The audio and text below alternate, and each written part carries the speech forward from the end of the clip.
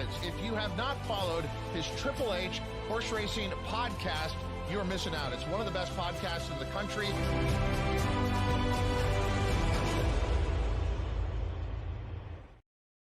Hello and welcome to the HHH Racing Podcast as we are covering Royal Ascot live with my good friend that I'm going to bring on right now from Liverpool, England, Mr. Davy Lane. Davy, welcome to the show. Welcome to all of our wonderful viewers and fans worldwide. I'm your host, Howard Kravets, again, along with Davy Lane. This is the HHH Racing Podcast. I always look forward to these live shows for Royal Ascot. We're going to be covering the first four races of today here, Tuesday, and tomorrow on Wednesday. They are all group graded stakes. Davy Lane, one of the most anticipated meets of the year, Royal Ascot. Yep. Cheers to you, my friend. How you doing this afternoon? I'm good. I brought a friend, Arthur from the Peaky Blinders. There. Yes. He's going to help us out. Yeah. Davey, we only have about 16 minutes to the first race, of course, at Royal Ascot, which is the traditional opening leg, the 14:30, the 2:30 race, which is, of course, the Group 1 Queen Anne. It's 1 mile on the straight course. It is a win and you're in for the Breeders' Cup. So the winner of this race, Davey, gets an automatic qualifier to the Breeders' Cup Mile. Of course, notable speech, won the Breeders' Cup Mile last year. He is a heavy favorite in the market right now. Before we get into the details of this race, how do you feel about Royal Ascot this year? Are you excited? Are there some horses you're very excited to punt, especially today, day one? Yeah, I am excited, although the World Cup is getting in the way a little bit when you're up till the middle of the night watching your various teams. For reasons, I had a good friend, and I actually need to be in touch. But I became a Uruguay fan. You know, people can get adopted. You don't have to support the country of your blood. You know, so my football is Uruguay. I support them, and they were terrible against the Saudis last night. So, but they brought it back in the second half. I also enjoyed. Had a big win on Cape Verde. I'd followed the African leagues, and the Western English commentators have conflated the Caribbean teams with 100,000 people with this. You know, it's an African island, if you will, but it's actually these guys are all in the Portuguese leagues and they're strong players. So I got a 11-1 yesterday on Cape Verde to draw with Spain. So I made some bankroll for Ascot today. All right, well, let's talk about Ascot. Congratulations on that, on your plays in the World Cup, and good luck to everyone who's playing World Cup. Speaking of World Cup, we're betting into the World Cup pool through Hong Kong for the most part. If you are in the States, I'm going to use a lot of different terminology, ladies and gentlemen, throughout the show. Some will be American terminology. Some will be more European terminology for people that are watching throughout the world. Let me go and bring up the current market right now by the bookies. Again, this is not the ADWs that I'm bringing up here in the States. I'll bring it up here in just a second. This is current odds at different betting markets that you can see. I'm going to make it a little bit bigger here for people to see. And Davey, as always, because you do such a great job, especially for us American punters here, explain to everyone what people are seeing right now for race 1, the Queen Anne. You're seeing a list of English bookmakers, mostly online, and there's a few still on the high street, of their current odds, and they're all offering differing odds. The blue signals that the price has been shortened, and the pink tells you that the price is drifting. Again, as I always say, but at this stage, this pretty much is real money. You can see it moving around very quickly. Now, in the World Pool and our ADWs right now, notable speech is evens, but by the bookies and the betting markets and parlors in your neck of the woods, he's somewhere around 2-1. Why do you think the discrepancy there? You know, these things can, just like your, computer-assisted wagering. At the end, these discrepancies even out very close to the off, because people can take a price here. They're not locked into what comes afterwards. So the bookies can be dangling prices. They may want to get notable speech beat.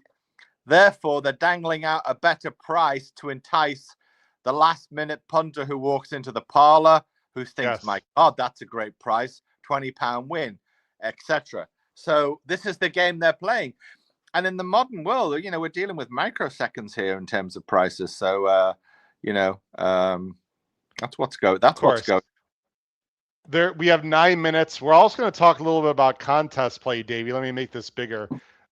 You and I are involved in the Twin Spires contest. Shout out to our good friends who sponsor our show, Davey. Everyone at Twin Spires looking to contest. They have a $100 contest of cash contest today at for Royal Ascot, and you can play. You can enter up all the way up until I believe race 4 or 5 today. So you don't have to enter right now, but Davey and I are going to play in that also. We'll talk about contest plays. Davey, let's start with notable speech with our conversation here. Everyone in America knows this horse. He won the Breeders' Cup Mile. He's one of the best milers in the world. My question to you is, he is 0 for 2 at Ascot. I'm not sure he appreciates that uphill finish. It's a very stiff mile, is what they call it, ladies and gentlemen. It is a mile distance, but it plays a little bit more. He is coming into this race in very good form. The Newberry, the lock-in Jet Newberry, he was very impressive there, beating More Thunder and some others that are in this race. Yeah, and that lock-in is considered an early season Group 1 mile race, almost like the Breeders' Cup Mile is considered the late season Group 1 mile race. And More Thunder went into that race first up. That's why he's getting a lot of attention now. They think, with the second run, he'll be stronger, and also with notable speech dealing with the 20-meter rise. So maybe that's why notable speech is worth taking on today, because the bookies are pushing the price out to get people in. So you got to look at the other Godolphin, if you will, with Billy the Kid riding, Opera Ballo. And you've got to look at the William Haggis horse. Now, Haggis' stable has caught fire in the last week. He's something approaching a 30% strike rate in the last 2 weeks. So, that horse has been steady around 4 to 1, something like this. Yeah. So that's a good bet. David, do you have any concern with the inside, the low draw for? I know it's a small field, but the low draw is not ideal for notable speech, is it? It's not, but it's such a small, on the straight course. Yes. Over a mile, I don't have a concern about that. Let's get some quick comments, by the way, from people in the chat. We'll talk about Opera Bello. We have a lot of people watching. John Kinzerski is here from Florida. How are you doing, Howard and Davey? From John. Katie is here, of course. We have Terry Frank from St. Louis. Good morning, everyone. Let's see here. Who else? Tom Espinoza from, wow, it's early for Tom. It's 6:30 in the morning Eastern on the West Coast for Tom. Good morning, Howard and Davey and everyone. Let's go of Royal Ascot. I love the fact that you're up and punting, Tom. That's awesome. Sam Birdwater, I can't wait to hear the valuable information. Thank you, Sam. Again, if you're just joining us, please tell everyone that we're on live. We already have hundreds of people watching. Opera Ballo is a very talented Appleby horse. Now, Davey, I have some stats for you because, of course, I deep dove to prepare for the show. Charlie Appleby has struggled at Ascot in general. Yeah. He has never won this race. He's never won the Queen Anne. The other stat I want to give you, the one post, Davey, where notable speeches, breaking from gate 1, has only 2 wins in the last 18 runnings of the Queen Anne, the one hole. Let's talk about Opera Ballo. Very well in Maidan. Now, wasn't facing the best horses necessarily in the Al Rashidia and the Jebel Hada. Won very well last time at Sandown and was impressive, but did get loose on the lead, and the field was not great. Field of Gold was a little disappointing. Do you believe Opera Ballo is going to the lead here, Davey? Is he going to the lead? Field of Gold had a hoof injury, so that can account for that. So he's a strong horse. Okay.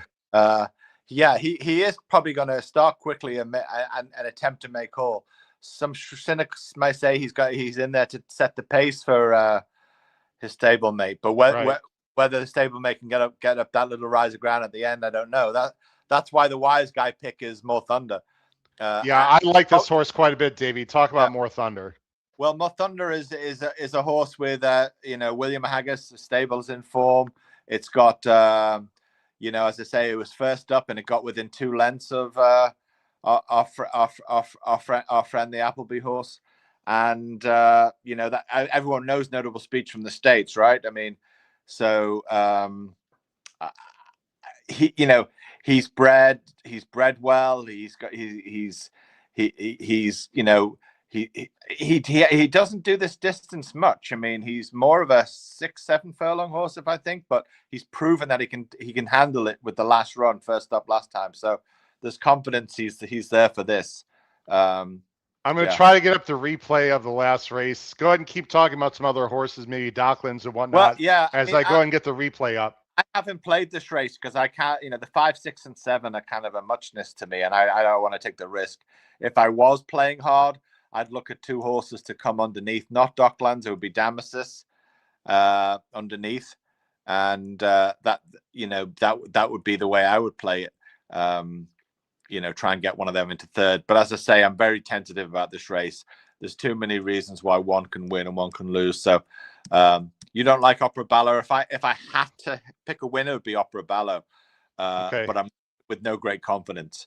Davey, I'm going to show the replay of the lock-in chair in just a second. Please walk everyone where these horses are located and why do you think maybe More Thunder has a shot to upset today. Let me fast forward a little bit here. More Thunder is going to be coming right here in the blue and yellow, and in the blue right here, all blue, is Notable Speech. Go ahead and talk about this race. Well, he's been held up for a run, and he clearly comes strong at the end, and that's why they're confident with him. You know, it's going to be a similar type of race, flat course where they'll spread out near the end. And if you look carefully, I mean, he's at work. Marquand is working hard at him, but he's responding. And he's you know, he didn't get the first run, but he's gaining, coming and coming and coming. You see, I mean, yeah, a fitter second up, More Thunder, you know, gives Notable Speech a race, but I can't split them, and I think maybe Opera Ballo can hang on, but that's an outside opinion of the 3. So would it be wise for the jock of More Thunder, who's breaking from the outside, Marquand, who's excellent, to maybe a little more forward this time and not to be as far back? Because I'm not sure he can outkick Notable Speech, but this uphill finish, he's a little more of a grindy kind of horse. He can't quicken like Notable Speech, More Thunder, but this track might suit him better than Notable Speech. Yeah, that's what most people are saying. But that's why I would keep an eye on Damasus, because that horse is cutting back, and it ran in that lock-ins race and it didn't do very well, but it's got the strength to go the mile and more, and that may go up the hill and surprise a few people. So if I was playing, I'd have him in there as a, you know, an underneath in the try type of bet. You know, maybe take the 5, 6, and 7 and the 2. And box them if that's your thing. But as I say, I've got no real confidence on picking a winner of this race. Saying Opera Ballo may be my default selection. I'd love to tell you, but I'd be lying otherwise. Why I've got confidence selections later on, but why do I have to come up and give a selection again? That gets me into trouble. No, it's no problem. We want to hear your strongest opinions, Davey. Now, last year, and ladies and gentlemen, just to be very clear, we're going to have audio for the race, but we are not going to have video, because we obviously can't show that. So before I make sure we get this correct here, I'm going to go ahead and share so we can make sure we hear the audio. Looks like they are loading. Of each way. Can you and hear we're going that, to play Davey? each way. Docklands for Harry Eustace as well. There'll be our 3 against the field. Okay. Ian Bartlett is the man with a mic today. Here we go. Royal Ascot. Queen Anne, So the favourite is Notable Speech. If we're a little ahead or a little behind, Thunder, 130. Davey, no reactions until the race is over. Docklands at 6s. Let me turn this off. Really appreciate if people comment in the chat. Please do it at least 5 or 6 seconds after the race is over, because again, we have people watching at different times, etc. You know, and there's a delay, so we don't want to ruin it for people. So good luck to everyone. The Queen Anne, the first race of the Royal Ascot Meeting. Good luck. Here's Docklands, last year's winner. Last in, will it be first home? Ian Bartlett. They're off. They race away for the Queen Anne Stakes as they get going. Opera Ballo, Nose Banded, and a red cap of First Conquest are the first two to show. The pale jacket of Cicero's Gift is about 2 lengths behind them, running in 3rd place. In yellow, best turned out winner Zeus Olympios, with a notable speech in all blue the far side of him. They're together 4-5. More Thunder Blue and yellow is next. Damasus with a red cap. And the last two then, last year's winner Docklands and the orange sleeves of 10 Bob Tony. They settle down, striding through Opera Ballo. Looks heads like a down pretty to the honest final gallop 5 here, furlongs. So they're about a 2-length advantage. I'm behind. The First Conquest running in no 2nd problem. place. There's at I won't least 2, comment. maybe 3 lengths behind those. To Cicero's Gift running in 3rd by a half length to Notable Speech.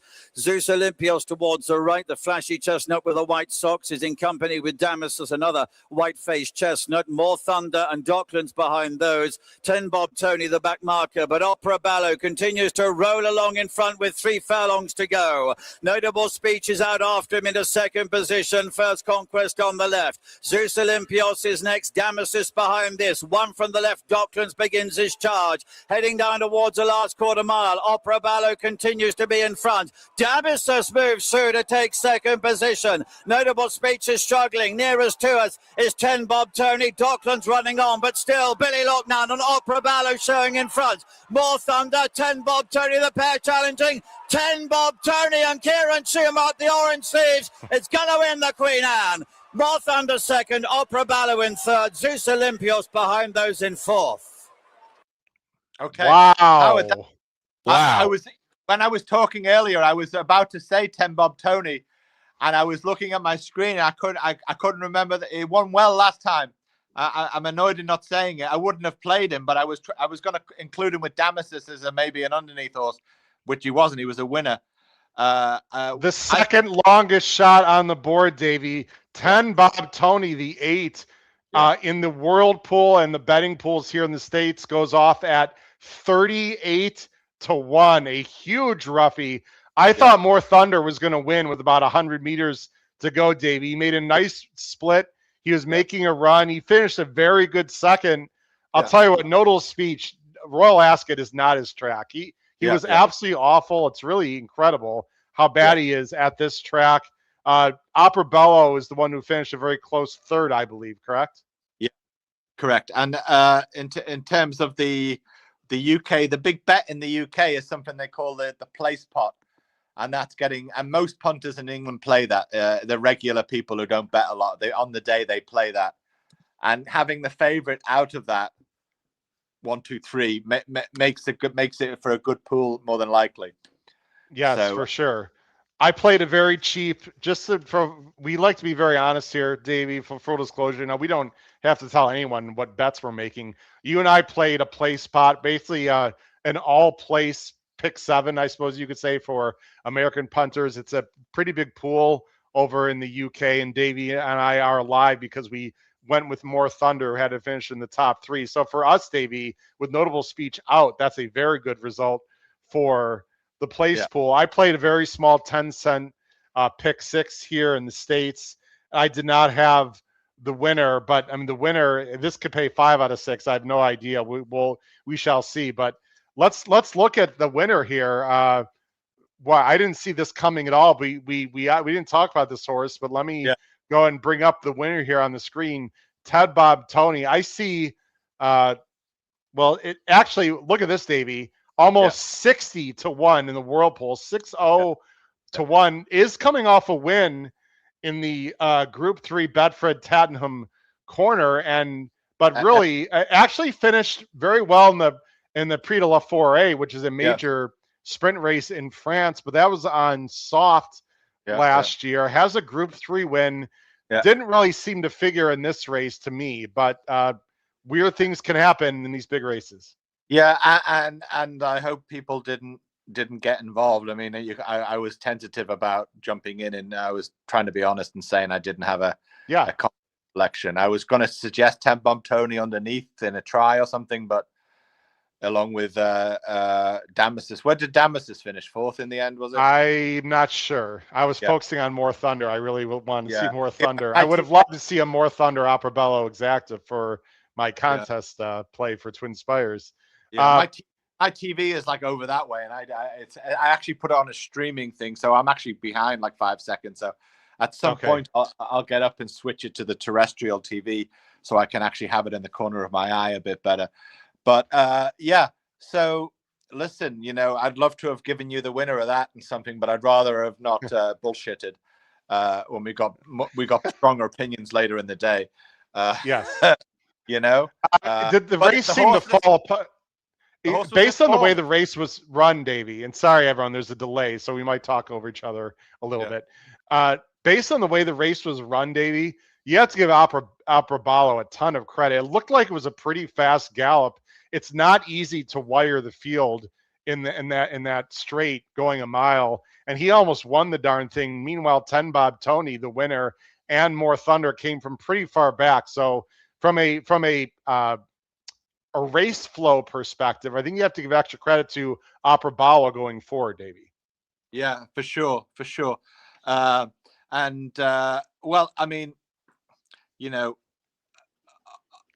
was it? I actually didn't see the race, Howard, to be honest. So I'm sitting on your screen, so I can't really comment. Was he charging late? When another half a furlong would he have got there? Or no, actually, More Thunder was ahead of 10 Bob Tony with about 50 meters to go, and 10 Bob Tony made the last run on the stand side, Davey, and came over the top of Apraballo and just outkicked More Thunder is how it worked out. So Apraballo had the lead most of the way, and then More Thunder made a little bit of I wouldn't say an earlier move, but was the first one to run at Apraballo, and 10 Bob Tony came on the outside, the stand side of the three of them, Davey, and just came over the top and won by about a length. It was very close for second, but More Thunder did beat Apraballo. And then I don't know where Noble Speech finished, but just really was flat. It just really didn't make a run.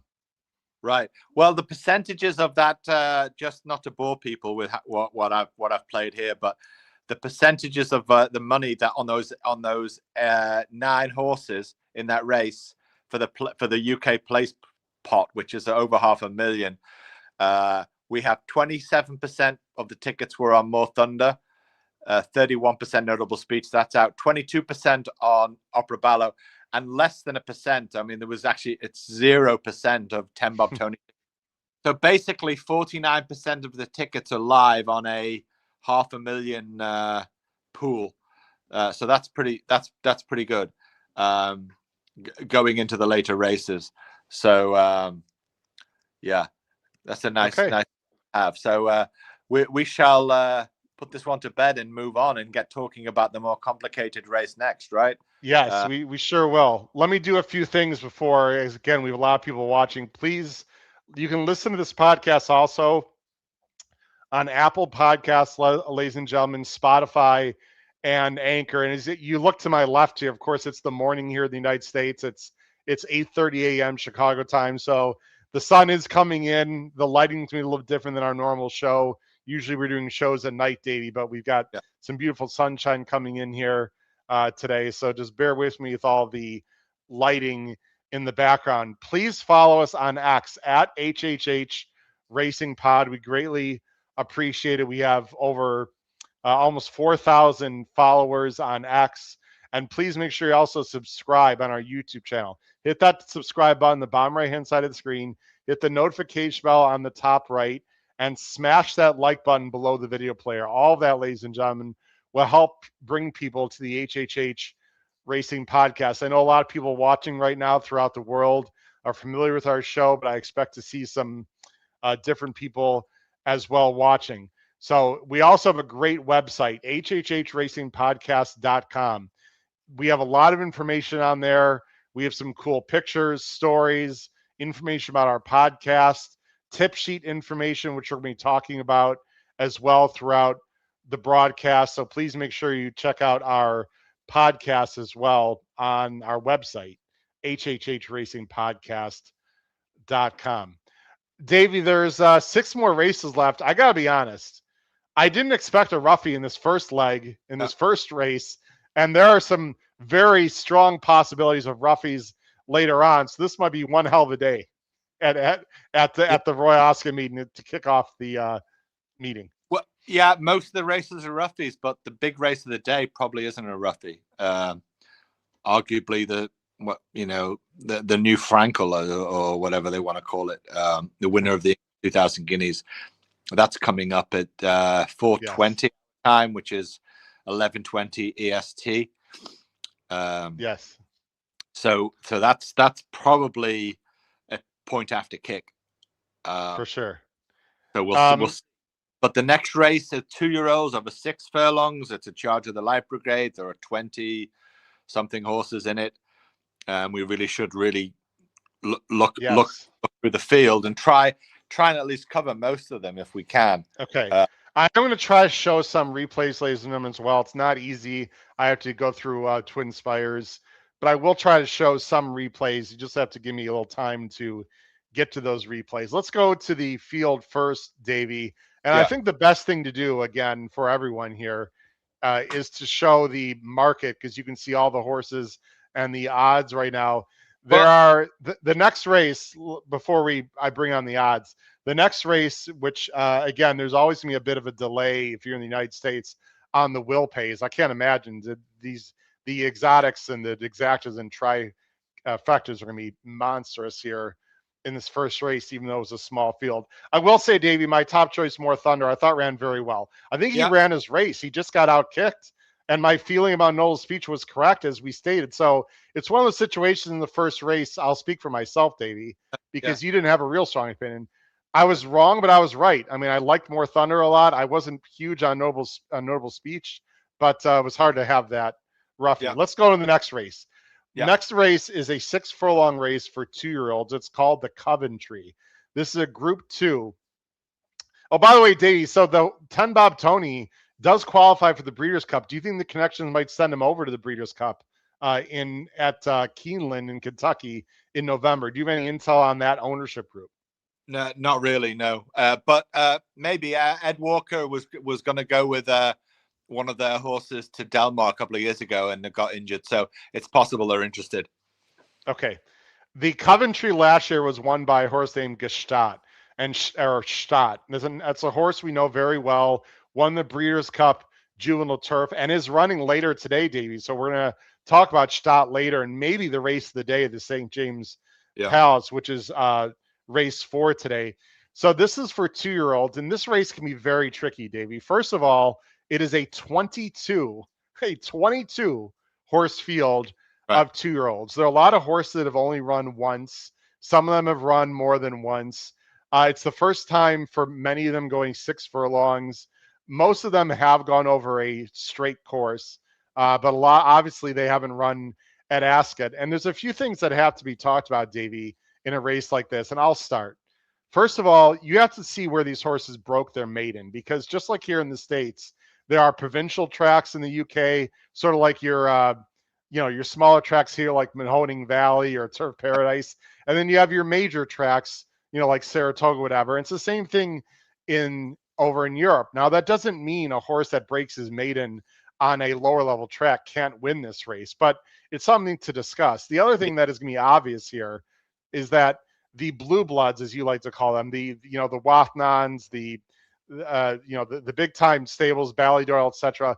Those horses, Aidan O'Brien, those horses are going to take a lot of money. Let me go ahead and bring up the current odds right now, and is led by 2 Aidan O'Briens, Davies, we see on the screen. Both have won very impressively. Confucius, who has ran twice, and Great Barrier Reef, they both ran twice. Great Barrier Reef is undefeated. Confucius won his last race very easily. Just got tipped out in the first race. Your thoughts first on the main 2 horses here in the betting market? I'll be taking them on for 2 reasons. One, well, the way I've done this race is I've looked at the draw, I've played the percentages. The turf is firmer on the crown of the track and the stand side, so high numbers, medium to high numbers. So I have a list from the 10 hole to the 22, and then I subsequently narrowed it down from those 12 horses to a short list of 6. That's how I do my sifting through. And that meant that the O'Brien horse in 20 with Ryan Moore was in that list. I'm not totally convinced on him based on the price and so on, and based on how things can go wrong. I would have preferred Great Barrier Reef, but I don't trust the draw. So I'm against both, one for the price and one for the draw. So let me go ahead and explain, just so everyone at home can understand.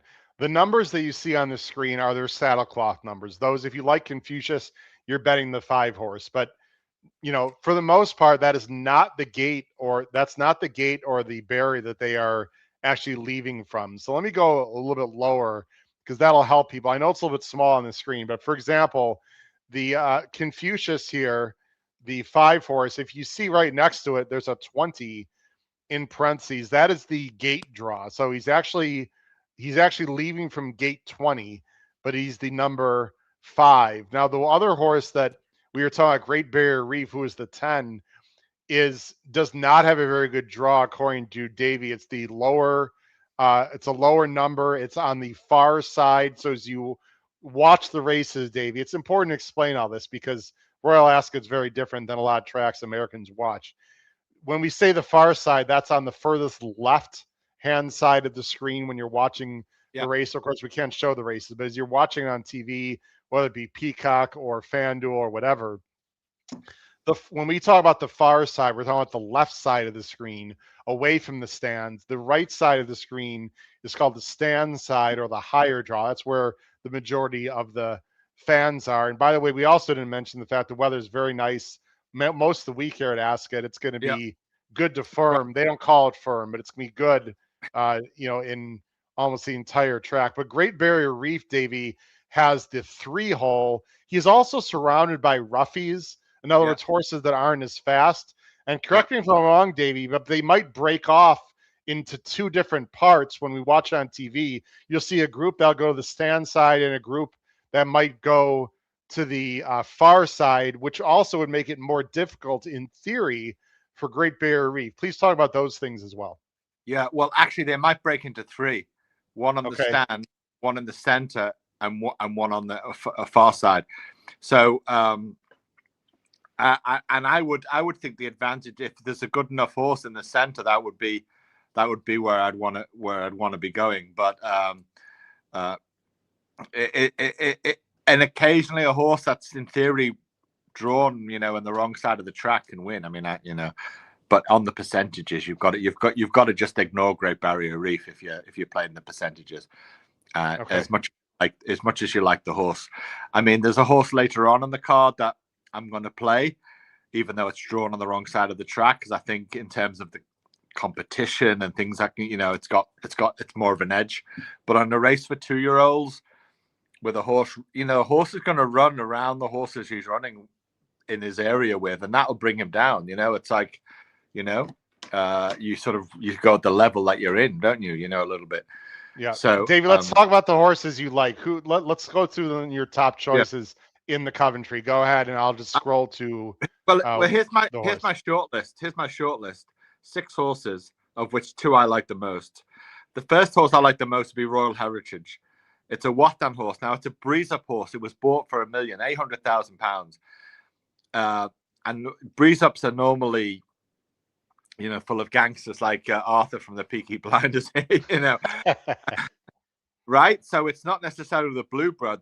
They've bought it, and my God, it won a race 6 days ago at Hamilton. Now, Hamilton is a suburban Glasgow track with a much steeper rise than Ascot. And that horse just won, with the jockey barely moving. Patrick Kunzel, by the way. Pat, say what's up, Pat, from New Jersey. Great, does a great job on betting and boozing. Glad Patrick's watching the show. Sorry, Dave, just going to bring us some people in the chat. Go ahead, talk about Royal Heritage. A very uphill finish at Hamilton, you said. Yeah. So he's done the steep. He wheels back after 6 days. James Doyle has chosen him, even though James MacDonald has come all the way from Australia. And believe you me, he hasn't flown over there. He's flown over there for an Australian horse for the guy he rides for, Chris Waller, on Saturday. But the Watton guys are going to give him winners. Now, whether they're going to give him the winner of this race, I don't know. Doyle has the pick, and he's chosen this one. And the market, the horse was 12, 16 to 1. I got 16 to 1 on the horse like 5 days ago. Okay. And now I don't know what the price is, but you could probably tell me. But I think he's closer to 6 or 8 to 1. Right now in the American pool, in the world pool, he's 19 to 1, Davy. Okay. All right. Well, who knows? But that's the horse I like the most. Okay, wow. So Davey likes the 16. And talk about Walkdown Racing a little bit. People don't know about these connections. Right. They've bought a lot of horses in the last several years, and we've seen these colors over here in the United States. Talk about that ownership group. Well, I was on your show about in the early days, and I gave out some big winners. And one of the reasons I did it was I was aware of the fact that the Emir of Qatar, as opposed to some minor sheikhs such as Qatar Racing and the Al Shakab people, no disrespect to them, the Emir himself are getting the racing business. And I was giving out 16 to 1 winners and so on based on the ownership of that. And that's not news anymore. You know, that's like people are following that closely because they've got the checkbook and they're buying the best horses. So you have to follow that money. You know, you have to. So it's, you know, I don't know what now means, and I don't know, but you have to maybe we've got to start calling these ownership groups, you know, who they represent, you know, the Saudis or the Qataris. Well, that's what I was that's the angle I was going at for people that don't know where they're coming from. Yeah, this is the Emir of Qatar. Okay. You know, Godolphin is the top guy in Dubai. Jodmont is one of the princes in Saudi Arabia, and so on. You know, of course. You know, and maybe we should start calling. Maybe we should start like parentheses. You know, making sure people know who it is. You know, not the cute little pink of Jodmont and so on, but Saudi prince, right? Yeah, this is the reality. Okay, so you like Royal Heritage. Who's your second most likely winner in this race? Cut a Dash, the 19. I like this horse as well, ladies and gentlemen. We will give, actually, Cut a Dash is the 6th horse breaking from the 19. Oh, yeah. 19 gate. Yeah, well, I was just going down my list of by gate. Of course. Let me give you the 6 horses by gate I like. 13 High King, horse by Calix, 40 to 1. Maria 14, the 14 gate. Ocean Murphy on board, a mammoth, won well the week before last. A Bahrain-owned horse. Ruler's Pride, the other Watnan, gets James McDonald. Now that was a strong winner as well, so you have to watch out for that. And then finally, drawn 20, Confucius for one of the Irish, the lads. And of that 6th, I am with Royal Heritage and Cut a Dash. And I would include them in all sorts of exotics, exactas, trifectas, whatever you want to play. But those two would be the linchpins of any bet I would have. Okay. All right. I'm going to try to get the replay. Not try. I should be able to get up the replay of Cut a Dash. When you watch these, when you study these 2-year-old races, Davey, what are you looking for in particular? Would you prefer a horse that just goes right to the lead and runs them off their feet? Would you have a horse that wins being held up and finishes well? What kind of style are you looking for? The obvious is the speed figure or how fast they go, but in general, what are you looking for when you watch these 2-year-old races? I like to see a horse that recognizes it's in a battle and responds to it. You know, that's what I like. But I also like to see a horse that's got that Cadillac kind of glide about it. That's what Royal Heritage had to my eye. Yeah. And if you know what I mean, a sort of an Eldorado Cadillac just gliding along Fifth Avenue, you know, just going faster than everything else, but kind of not, you know. So that's what Royal Heritage brought to me. And I'm going to bring up Cut a Dash. Here's Cut a Dash. I'm going to bring it up right now on screen here. And you can tell me why you like, let me go ahead and refresh this. Again, when we show replays, ladies and gentlemen, which you're not going to get very much on podcasts, it's one of the things that I think separates us from some others, especially during our live shows. And I'm going to go ahead and bring it up right now. You can talk to what you like about this replay right here, Dave. You go ahead.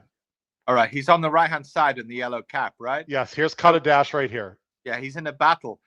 He might actually be on the wrong side of the track there at York, actually. So that tells you something. Often on those races, the speed is on the grandstand side. So that's number one. That's a plus.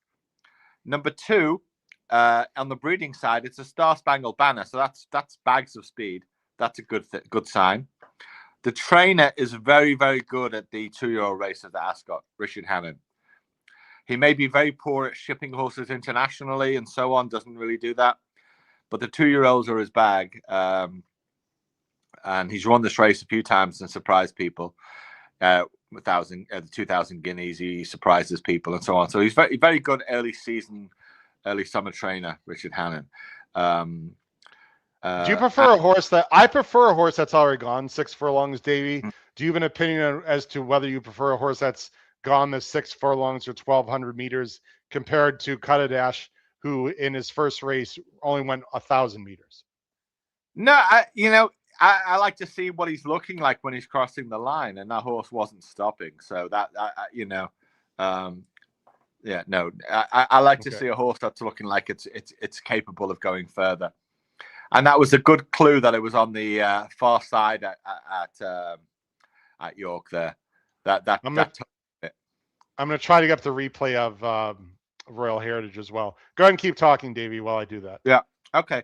So going back on what to look for in terms of the race, there are only 2 real horses with a chance on the low draws, and that would be the horse drawn 3 and the horse drawn 6. Now that would be a horse called Superb, Sioux named after the Indian tribe with the word perb, so good play on words, and Great Barrier Reef. Now Superb might be the pace in the race. Might be, I don't know, but it seems to be it's got a lot of pace into it. So those 2 could cause a little race on the other side, but pretty much the rest of the horses on that side are not up to much. Right. The real nut of the race would be the horses drawn 17, 19, 20. Ruler's Pride, Cut a Dash, and Confucius. So I would see Royal Heritage on the crown of the track, following them and gliding over the top of them. That's how I see the race going. And here's the Royal Heritage race, Davy. Tell us this is Hamilton. Tell us who he is and what you see here.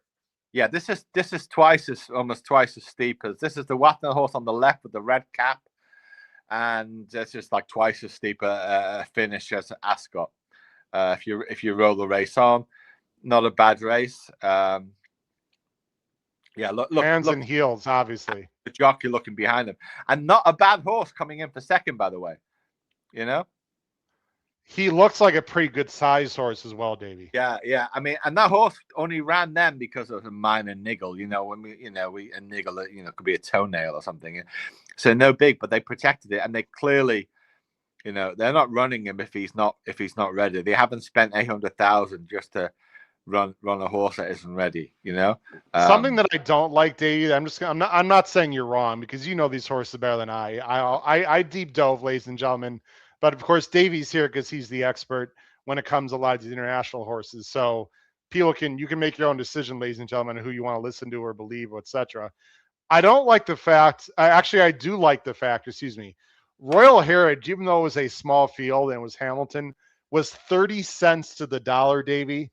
So I bring that up because he was obviously extremely well meant, and he's also the sire of Blue Point, who some people might know. Was a very good sprinter out of a Smart Strike mare. Smart Strike, of course, a very talented stallion. Horses that run in the United States that are by Smart Strike also have fared very well. So the breeding's there. He's well meant, and you're getting a price, and it's Watnan. Yeah, you're getting a price because it's a Watnan trainer. It's a Qatari trainer, Jelani. So the Hong Kong guy who's playing the pool is looking at like. Some guy from the Middle East, and they're just respecting him. No, really, that's probably like 6 or 7 points of the price right there. Interesting. And the other reason, I don't know what is the price for Ruler's Pride. So again, this is not the price that Davy's asking for is not what people see on the screen. Ruler's Pride right now, Davy, is on the Hong Kong board 15 here. Yeah, so that's shorter because James McDonald, he rides in Hong Kong a lot. So the Hong Kong guys are ticking it away on him. Right. So 6-1, 6-1 in your neck of the woods, but 15-1. Again, things to look at for sure. Again, there's a big difference between some of these pools. Great Barrier Reef right now is 6-1 here in the States, or the Whirlpool. Night in Vegas is another. It's Charlie Bishop is 9-1. Just mentioning some other horses that are taking money. Confucius can win this race, Davy. Yeah. Obviously. But to be very honest, we need to be honest with people at home. And you at home can bet any way you want.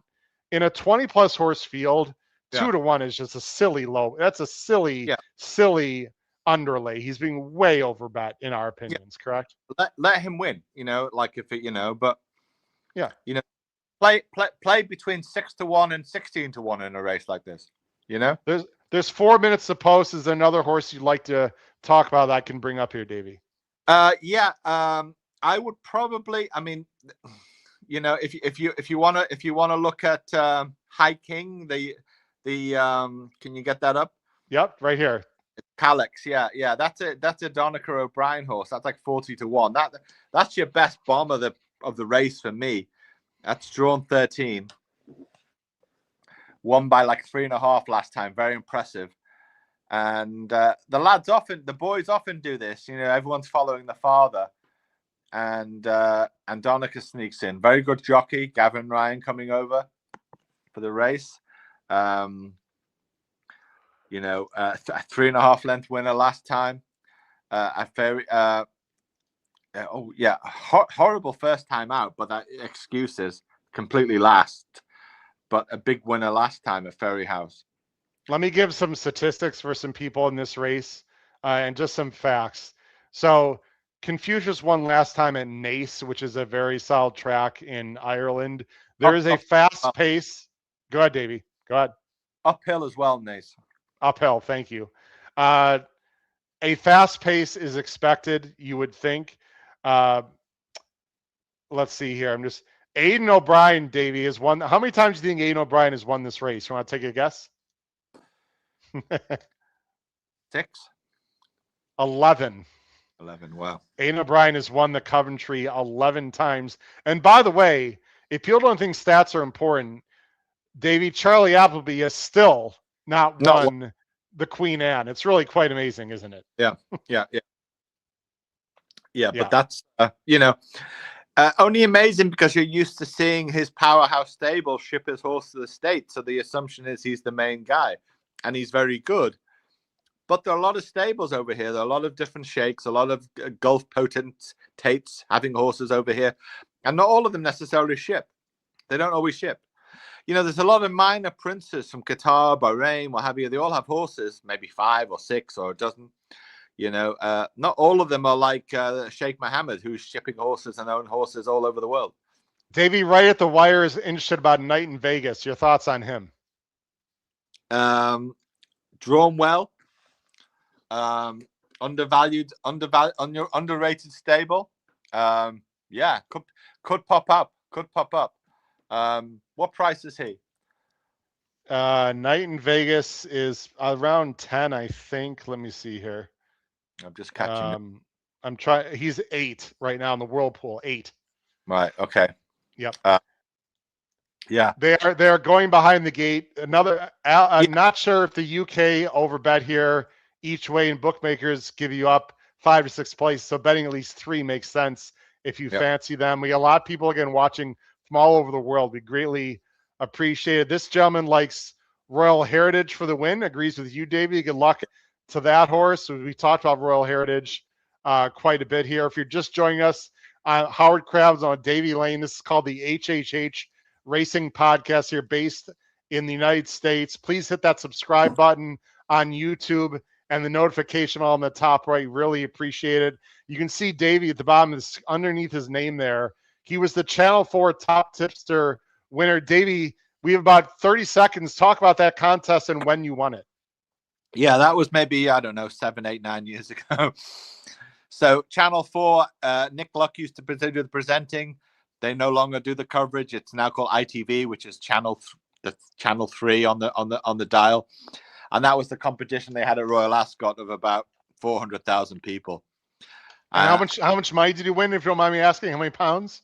It was several figures, yeah. But I would have won a lot more with ITV coverage, because they started giving out people like 250,000 and 500,000 for winning the same thing. So I won it when it was a small 4-figure sum, let's say. Well, it's absolutely amazing. Yeah, they are loading. It's going to take a little bit of time. Davey, last comment. What should punters and bettors be watching for at the beginning of this race? Just see how if they split into 2 or 3 groups. They'll definitely split into 2. It's quite possible they all come down the middle. That's another possibility. Okay. They don't go either side, but that would require someone on the far side bringing his horse over to the middle, and then just one pack along the middle. That's possible. I'm not betting this race, but I do like Great Barrier Reef, the number 10. I know he's got a bad draw, and I'm also interested in the number 6, Cut a Dash. So for me, Great Barrier Reef and Cut a Dash, the 6 and the 10. Cut a Dash is breaking from the 19, ladies and gentlemen. But my top choice is Great Barrier Reef for Wade and Lauren and Aidan O'Brien. It should be known that Ryan Moore has gone to Confucius. How much does the jockey booking matter there, Davey, to you, if any at all? A lot. If he'd been on Barrier Reef, that would have been the favourite. We'll be going over to Stratford for the 3:15 after this. Okay. Good luck, everyone. You can. I would bet the 16. You can take me off, just Howard, for a minute. Take me off this thing. Sure. Yep. Right, okay. Okay, I'll take you off the screen, Davey. Yeah. All right. So, because Davey is watching it, ladies and gentlemen, there's a delay, ladies and gentlemen. So again, we're replaying the sound. It's about to go in. The other ones. Let me take the sound off again. There's, depending on where you're watching, where throughout the country, whatever, there's a delay.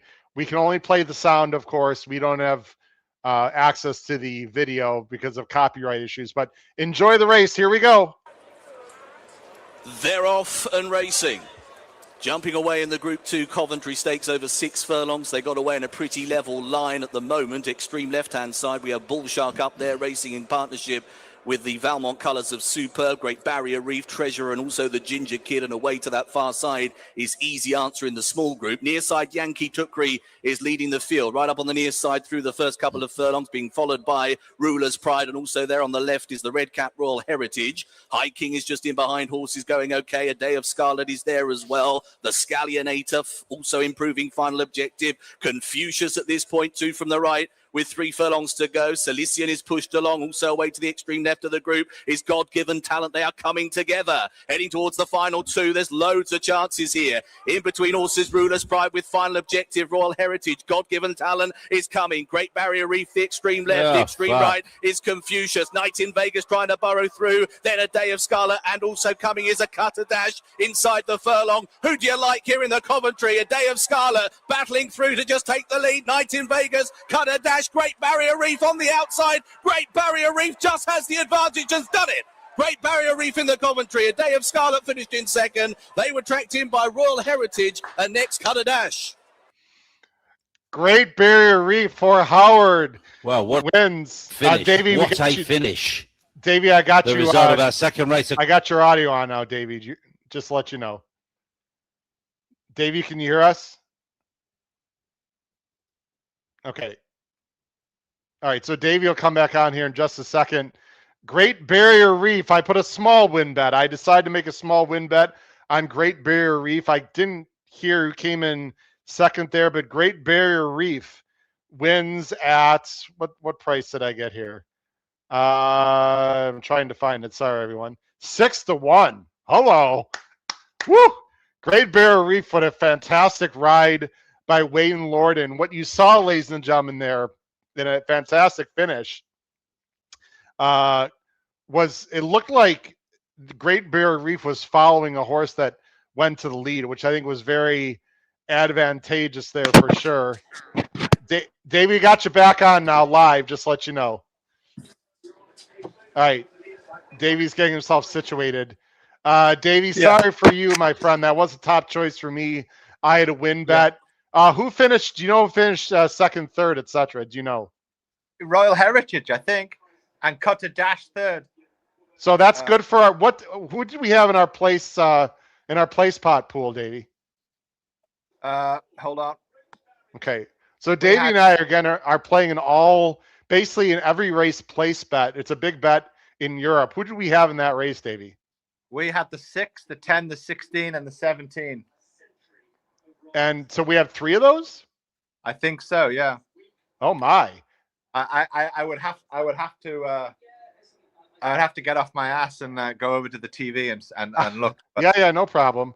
Again, I'm watching the GBI racing coverage, Davey. I'm not watching FanDuel, so I don't know who finished second, third, etc. Let's see. We got comments in the chat. Katie also liked the 10. Trish Smith, way to go, Trish, with Great Barrier Reef along with me. Very good. We have Genere 90. Nice one. Got that one too. Congratulations, Jay. Hoo-ah! Right at the wire. Hoo-ah! With Great Barrier Reef. Davey, we got to play something here because when good things happen on the show, at least for yours truly, first of all, we play some rock music. And then we also do this, Davey. A crush for Howard. First one of the show, Great Barrier Reef. I know you didn't fancy him too well, but you liked. Well, I did fancy him. I said he was one of the best on the low side. Yes. When Lawton brought the horse over wildly, I mean, that ordinarily would kill a horse's chances being drawn that badly. But it was a good enough horse. So they also all came together at the end, Dave. It was fast, and they split into 2. But even Great Barrier Reef, who was on the far side, they did get off that far side rail pretty quickly. They were in about I'll say the 7 or 8 path for the first half of the race, and they all came together. The other thing I noticed, Davey, that I think was a very good ride by Lorden, is he followed a very fast horse. So he was drafting well in behind a horse that had the lead for a good portion of the first half of the race. I think that was another key to that ride as well. And the other thing you have to bear in mind on big meets like this, and not to sound like I'm not sounding disrespectful or shoddy, but the lads, they're gamblers. They're not like esteemed princes who sit there and clap when the horse wins. I mean, these guys will make a maneuver that they'll make Rian. It's happened this year already. Wayne Lorden's won 2 of the big races. They'll put Wayne Lorden on a horse and Ryan Moore on another.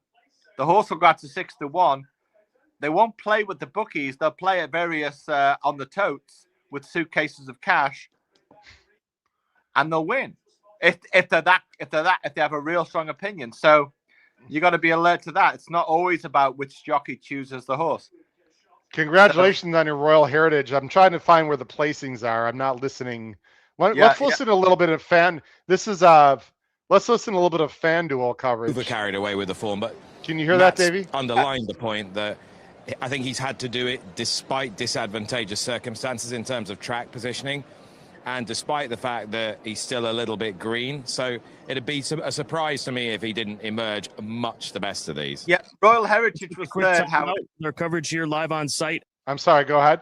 Royal Heritage was third and cut a dash 4th. So for the purposes of that pool, it's just 2 horses in, the 10 and the 16. But that's good. That's okay. I'm watching the finish. It was very tight. Finished 10-1-16, it looked like. There. And I don't see where's Confucius. Did he make any kind of run at all there? Yeah, he was. He was up in it about half a furlong to go when there was a row of 16. Okay. Got swamped. A Day of Scarlet is the one that finished second, Davey, the one? Yeah. Wow. Yeah. Hugo Palmer and Billy the Kid on a 40-1. That's a great thing, Davey, about Royal Ascot. I mean, some people might not like it.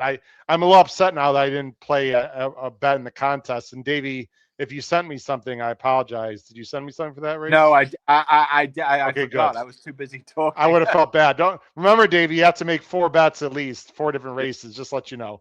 I wish I bet in our Twin Spires contest. I wish I bet a Great Barrier Reef, but there's no way I was gonna make a big bet in a betting contest in that race. I did I had 15 to win on the side, just a little bit. So on Great Barrier Reef, I just thought, Davy, I totally understand that the gate draw was not good, but I just thought he was maybe the most talented horse in the race, and I just got lucky. But it was a very exciting finish. Do you think he'll want more distance, Davy? Great Barrier Reef. Yeah, I mean, he probably goes up to a mile, right? Eventually, Guinea's horse next year, maybe something like this. I mean, to come from that wide draw and to the far side draw and come right across, it's probably special. Interesting. By the way, there are almost 20 people in the contest right now, Davey, for Twin Spires. You could sign up for that, ladies and gentlemen, if you're in the States. You can, if you have a Twin Spires app, you can sign up for that. Still, you have several hours to do that as well. As I'm just looking right now at, no one has really made a big move yet. I'm assuming some people are waiting for a later race, Davey, but we shall see. We are going to be taking short breaks as well, ladies and gentlemen, as we go through the card. We're going to take a break in just a little bit. We'll talk about the next race, which I actually do have a somewhat strong opinion on. I think Davey does as well. I don't know. I'm waiting for prices here. I don't believe they've come in yet. And I think what I'm going to do, Davey, also just let people know is give the audio of FanDuel here in the States, because we can hear a little more commentary about the race pre and post. It's also Nick Luck is on the broadcast as well. Yeah, that makes sense. And Jess Stafford's also very good, and some American Scott Hazelton's over there. So I think we'll play that audio instead of the previous audio. Now I believe that audio is going to be further behind the audio that I was just playing. So again, depending on where people are watching it. Again, the results are not in yet, but the number 10, Great Barrier Reef, top choice yours truly. Thankfully, I'll take one. It might be the only one I get all day, Davey, but I'll take it. Yeah, wins the Coventry. All right. The next race, Davey, that we are going, and good again, Royal Heritage ran a very credible, fourth you said there, Davey? Third. Oh, third. And Cut a Dash fourth, is that right? Correct. So we had a lot of horses that were right there. We were fading the favorite, and we were right about that, Davey. Yeah, so correct. Good on us for that. We did a good job in that race and a lot of people at home cashed, I would assume. Let's see who else we have in the chat, and then we'll get on to the next race. Oh, actually, Keith said Time for Sandals finished third. Is that correct? Well, I don't know. I looked at my results, and that's what it said. A Day of Scarlet finished second. Royal Heritage third. Okay, I'm sure that's correct then. Yeah. Okay. Brian Simpson in the chat, Davey, bottom of the screen. Ryan Moore missed out again. Look, these jockeys are guessing also, right? I mean, so no, they're not guessing. I would say it's a lot more complicated than that. They as a default get to pick, but if the people who own if they're the people are your bosses, have suitcases full of cash in Hong Kong playing horses, and they want to get the 6-1, and they only get the 6-1 because they tell you to go on the other horse. Brian Simpson is actually in Cambodia. How about that? Watch him in Cambodia. Thanks, Brian. He wants to know what the going is there, Davey. How's the ground at Ascot? I think it's going to be firm by the end of the day because it's sunny and warm, and they obviously count water during the track. It's not like the so-called ridiculous hydration breaks they have in the Soccer World Cup, which is... Well, I don't have a feeling Davey is going to talk a lot about the World Cup on this show. Very strong opinions on football from Davey Lane. I can understand on an extreme situation that you would do that, but to institutionalize it across every game and air-conditioned stadiums and so on is ridiculous. So imagine having the Breeders' Cup turf and stopping after 7 furlongs so the course can take a piss. At Muigi or MIUGH 2091, he won 20 quid on Great Barrier Reef. Thanks, guys. Appreciate it. Again, we have a lot of people, a lot of new names in the chat, people watching. Please make sure, assuming you're on YouTube, and we have a lot of people that are watching on YouTube, and I recommend people watching on YouTube instead of X because you can see all the visuals. Please make sure you hit that subscribe button, ladies and gentlemen, on the bottom right-hand side of the screen. We'd really appreciate that. It brings people to our podcast. And then also there is a notification bell on the top right and smash the like button as well. There is one other thing I'd like to mention. I don't want to talk about it too much because we're not here for the money. We do appreciate it. But in the chat on YouTube, there is a way where you can donate. So if you're interested in donating, there's a dollar button below the chat on YouTube, and you can send in a super chat, or you can donate $1, $2, $5, whatever you want. We'd greatly appreciate any monetary donations. We work hard. We do the best we can on this show to give great coverage. We're one of the fastest growing, most popular podcasts here in the United States for horse racing, especially live on YouTube. So we greatly appreciate anything that you're willing to give. Davey, you want to make a comment? Yeah. Let me bring up the scroll. On the UK Place Pop Pool, the percentages, 17% were with Barrier Reef, 1% with A Day of Scarlet, and 8% with Royal Heritage. So you're talking about a quarter of the money, a quarter of the tickets still alive with 4 races to go. And we are one of those people. In fact, we have it twice, correct, Davey, right now? We had that twice, yeah. Okay. And I think it's important to mention because those bets are locked in. People can't change those bets. I want people to know at home, Davey, listening and watching, who you and I like to at least get in the money so people can put their wagers down. Now, before we get into race 3, and we're going to take a very short break, ladies and gentlemen, about 5 minutes. Trish Smith, who's one of our wonderful viewers, she lives in Lexington, Kentucky, Davey, asked a question earlier on the show. She said, I wish that they had pick 4s, pick 5s, etc. Coming up in race 3 here, if you're, no, this is if you're, actually, hold on one second. I think it's race 3. Maybe it's race 4. Give me a second, everyone. Yeah. Okay, I guess it's race 4 is the, no, I already bet it, I thought. Hold on one second, Davey. Yeah. Oh, I'm in the contest. Don't remember, Davey, you have to give me contest plays through our text chain. Don't forget, because I'm making a contest play here, and I'm not going to go all in, but I'm making a contest play coming up. Back to what I was saying with Trish Smith. Ladies and gentlemen, in race 3, I hope everyone's listening now. Starting in this next race, the King Charles III, which is a sprint, is a pick 4, and the base bet is only 10 cents, ladies and gentlemen. So if you're betting the Whirlpool, or you're in the United States here, especially your ADWs, you can bet a pick 4, races 3, 4, 5, and 6, and it's only a 10-cent base bet. So you can spread quite a bit. But Davey, I've talked about this a lot on our podcast. Woodbine, who is a track I enjoy in Canada, has 20-cent base bets. And a lot of people tend to spread more because the base bet is lower. I don't recommend you do that because obviously the payouts are not going to be as good, ladies and gentlemen, with a lower base. I recommend you press up with your strongest opinions, Trish and everyone else, in these pick 4s. Now, it came 10, 1, 16. By the way, the dollar trifecta paid $2,471, Davey. $2,471. The exacta paid $223 for $1. Great Barrier Reef paid $14.30 to win. Back to the pick 4. Ladies and gentlemen, I would not spread as much as you think you should. Go with your strongest opinions. I played the pick 4 already. I spent $73. And my base bet pick 4, Davey, which, by the way, starts with 2 singles. Just want to mention that. Yep. Starts with 2 singles. My main pick 4 play is a $2 bet. I spent $48. So I went single, spread, light. And then I backed up the first 2 races with different horses. But anyway, there is a pick 4, Trish and everyone else. That's a 10-cent base bet starting in this race. Okay, Dave, let's do that. So let's take a very short break. Okay, we're going to take about literally a 1-minute break, ladies and gentlemen. We'll come back and talk about the King Charles III Stakes, which is a Group 1. It's a 5-furlong dash. Don't blink because it's going to finish before you know it. It's going to be about a minute. The race is going to take. It's 5 furlongs on the straight. What I'm going to do, Davey, is set up the screen right now.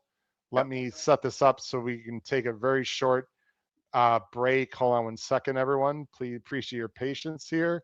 Okay, I'm going to take us off the screen, David. Sound, ladies and gentlemen, we're going to be back in literally 1 minute. Don't go anywhere. Myself and Davey Lane live coverage here of Royal Ascot. We will be right back. Thank you.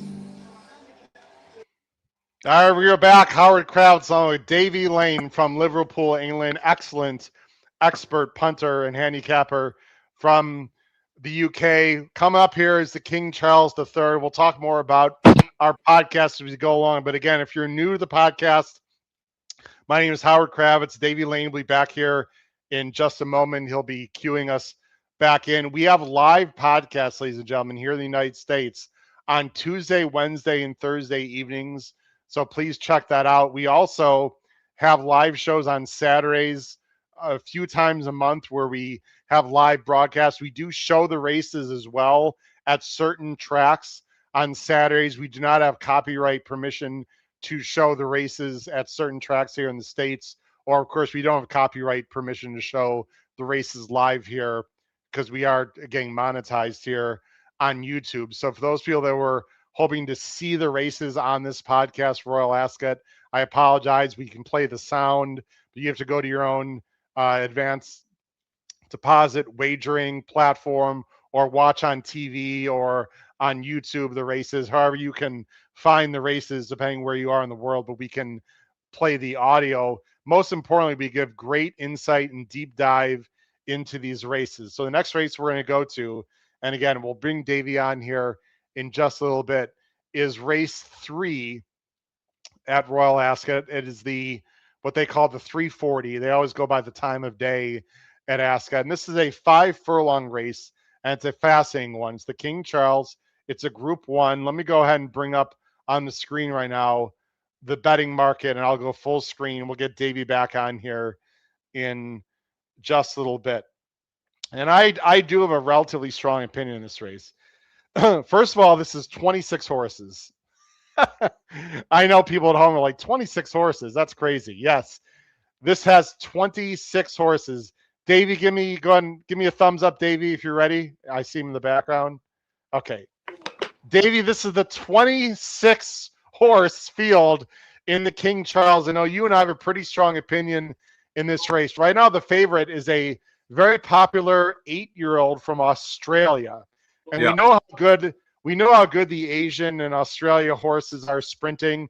There's a horse named Kaiying Rising, who, unless you've been hiding under a rock, if you're a horse racing fan, is probably the best horse in the world right now. It is an unbelievable sprinter. He's not in this race. My point is that Overpass, the number 9, who is 3-1 right now, as you see on the screen, and 5-1 in the Whirlpool, lost to Kying Rising by only about a length and a half a few races back. But I want to caution everyone right now.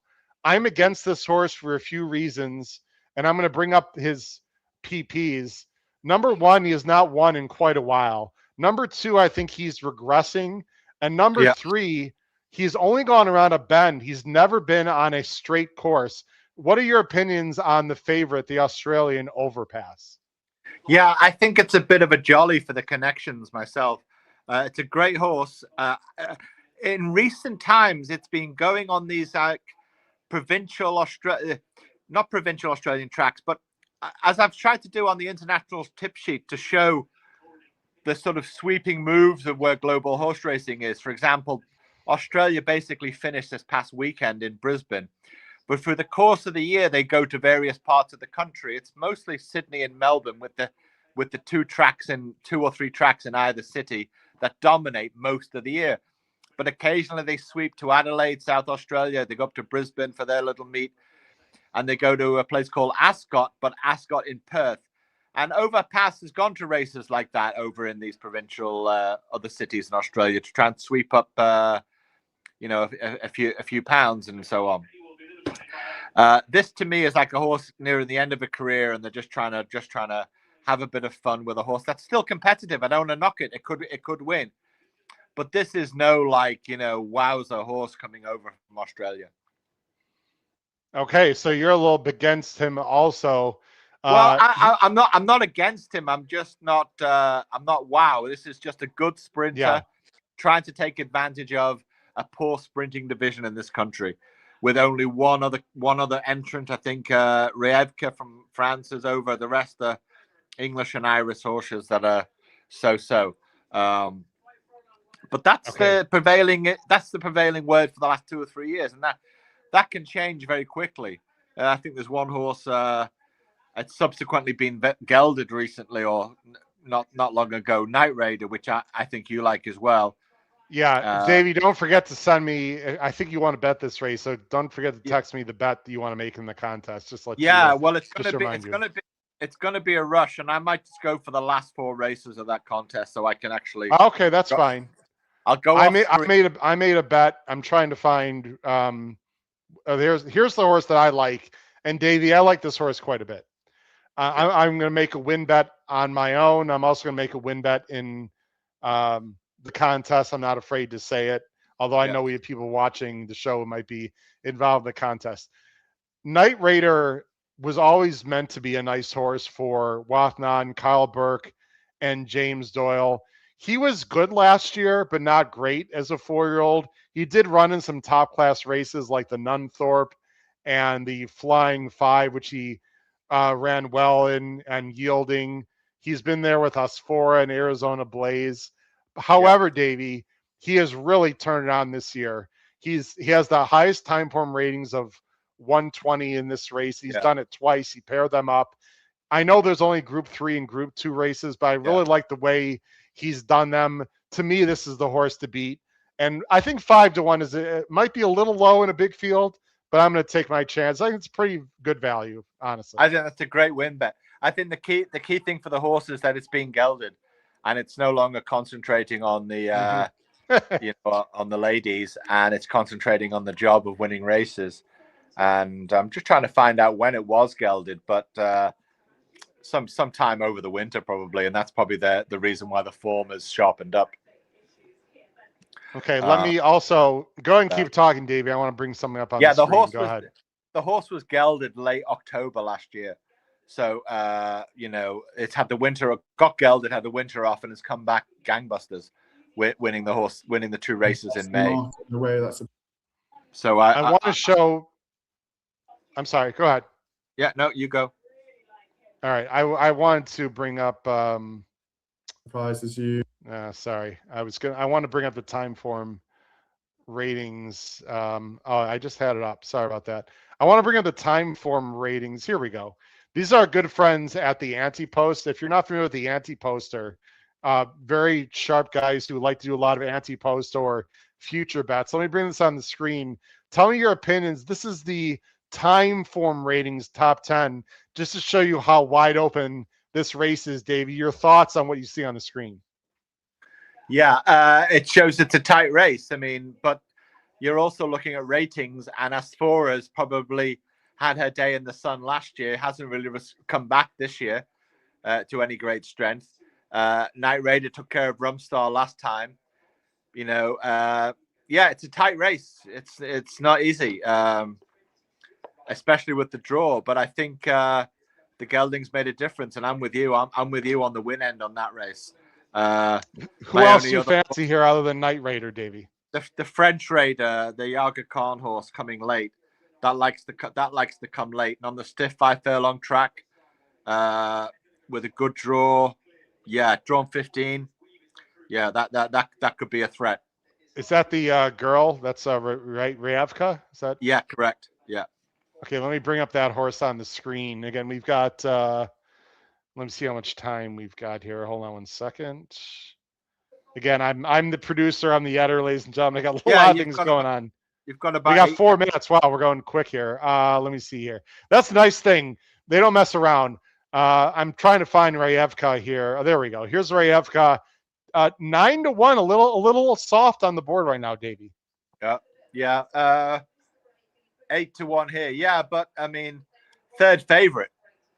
You know. Yes. Remember, this is like a 25 horse field, however. Of course. Yeah, this is not like one of those like aqueduct things with like 6 horses going around. I mean, no, but really, that's why you're getting prices, because there's 25 horses. You know. Of course. Yeah. Davey, I got a trivia question for you. How many times has Aidan O'Brien won the King Charles III? Oh, never. That is correct, Davey Lane. Davey Lane with the prize. Davey, how about this stat? You ready? What do I win? Do I win a tin of brought to you by Mythos? There you go. There you go. Sure. I'll send over a Guinness for you. There are 4 Group 1 races, Davey, that Aidan O'Brien has never won. 4 European-based Group 1 races that Aidan O'Brien has never won in his illustrious career. This is actually one of those races that he has never won. He's really not a sprint trainer. He's obviously very capable. I bring that up because there's a horse that he has in this race named Mission Central, the 26 horse, who, frankly, although he has good form, has really beaten nobody, Davey. I'm against the Aidan O'Brien horse in here. Yeah, I am, but I would keep him on side, but I think the top 2 or 3 or 4 in the market are pretty good. The 2, the 8, the 9, the 21, and 3 of those have very good draws. Overpass 19, Revka 15, and American Affair 18. It's only Night Raider coming from outside, but as we just saw with Great Barrier Reef, it can be done. And as I mentioned in that race before, I think there was a horse later that was in a wider draw that I think has is better. So if I was, I got to be more, after watching Great Barrier Reef, I've got to be less concerned about the draw now and more about the quality of the horse. We've got. What about American Affair, Davey? Not because of the name, but because of the horse. What do you think about him? Yeah, that's a Scottish-based trainer, Jim Goldie. I mean, that's real rural stuff. That's like a trainer coming from, like, you know, Great Barrington or someplace. You know, like way up in the north. You know, what was that track you had in Vermont way back in the day? What was that called? That closed down. There's been a few. Oh, Suffolk and no, Suffolk was Boston. There was a big track up in Vermont years ago, wasn't there? Vermont. Yeah, Vermont used to have a big race track. I'm not. I can't remember the name, but I know what you're talking about. Yeah, but that's what he's like. Yeah. I want to bring up a few roughies, a few long shots for people to consider, as there's 1 minute to post. Rumstar, the number 10, who's 36-1, much prefers a firm track, a firm course, and Rumstar has actually run well when the track's been fast. So the number 10 Rumstar would be a roughie for me. Another roughie to consider to throw out there is a female horse, the number 22, Rosie Affair for Billy Longmane, who just ran well with the roughie. So just want to mention those names. But again, my top choice and a pretty strong opinion. I'm going to try to beat Overpass, the favorite. I like number 8, Night Raider. Breaks from the 6th post. How do you feel about where he's breaking from? Is there about to load the gate? That's the only concern. But you know, I think the horse would be, well, the horse is now 4-1. It's coming in. I mean, the horse, there was a late plunge there. The horse has been plunged from 4 into like 3-1 all of a sudden. The money is coming for Night Raider. I mean, I got Night Raider at 16-1, you know, like 5 days ago. That's amazing. Is this a Wathnan horse, Davy? Yeah, Wathnan, yeah. Okay. All right. Do you think they're going to break into 2, 3? How do you think this is going to shape out here? Yeah, I don't know. It's going to be the same thing, maybe with 2 groups. But I you know, Doyle is going to try and glide over earlier than before. I mean, his worry is Rievka coming late and catching him. With a thoughts on time for Sandals, Davy, who's also an interesting roughie here. Yeah, that horse won at Ascot from a low draw, so that's a danger. And the jockey's coming over from Hong Kong, Richard Kingscote. He's now based in Hong Kong, and the connections have brought him over, and he can ride. I mean, he was riding in Gulfstream and a few places a year or 2 ago, wasn't he? So he's a good rider. But I've got no real roughies to act. I've bet Mission Central early and often, as they say in Chicago. You know. Oh, you did. So you like Mission Central? No, sorry, Night Raider. Sorry, Night Raider. That's what I thought. Night Raider. Night Raider. Yeah. This is a comment as they're loading. Night Raider won last time. I feel like American Affair will best him this time. He was only getting up in full fitness last time, and he won the race last year. American Affair. So good points. Hard to repeat here. Here's another long shot I've heard some people throw out. It's Bahike. 25. They're loading. Let me bring up the sound, Davey. Good luck to everyone in the King Charles III. Again, this is the start of the pick 4 also for American punters or anyone betting the Whirlpool. Brilliant Schwazi. I'll get off the show, okay, while the race is on, okay? Yep. Go ahead, Davey. Take yourself off screen. Go ahead. All right, so Davey's going to come back on.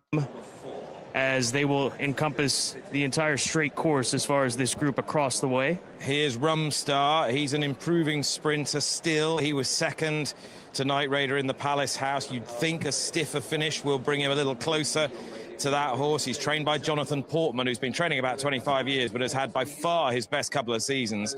And he says he'd like to add a Group 1 before he gets any older. This is probably his best chance over par. Again, good luck to everyone here in the King Charles. I like Night Raider, the 8. I see 5-1 in the Whirlpool. Breaking from the 6th post.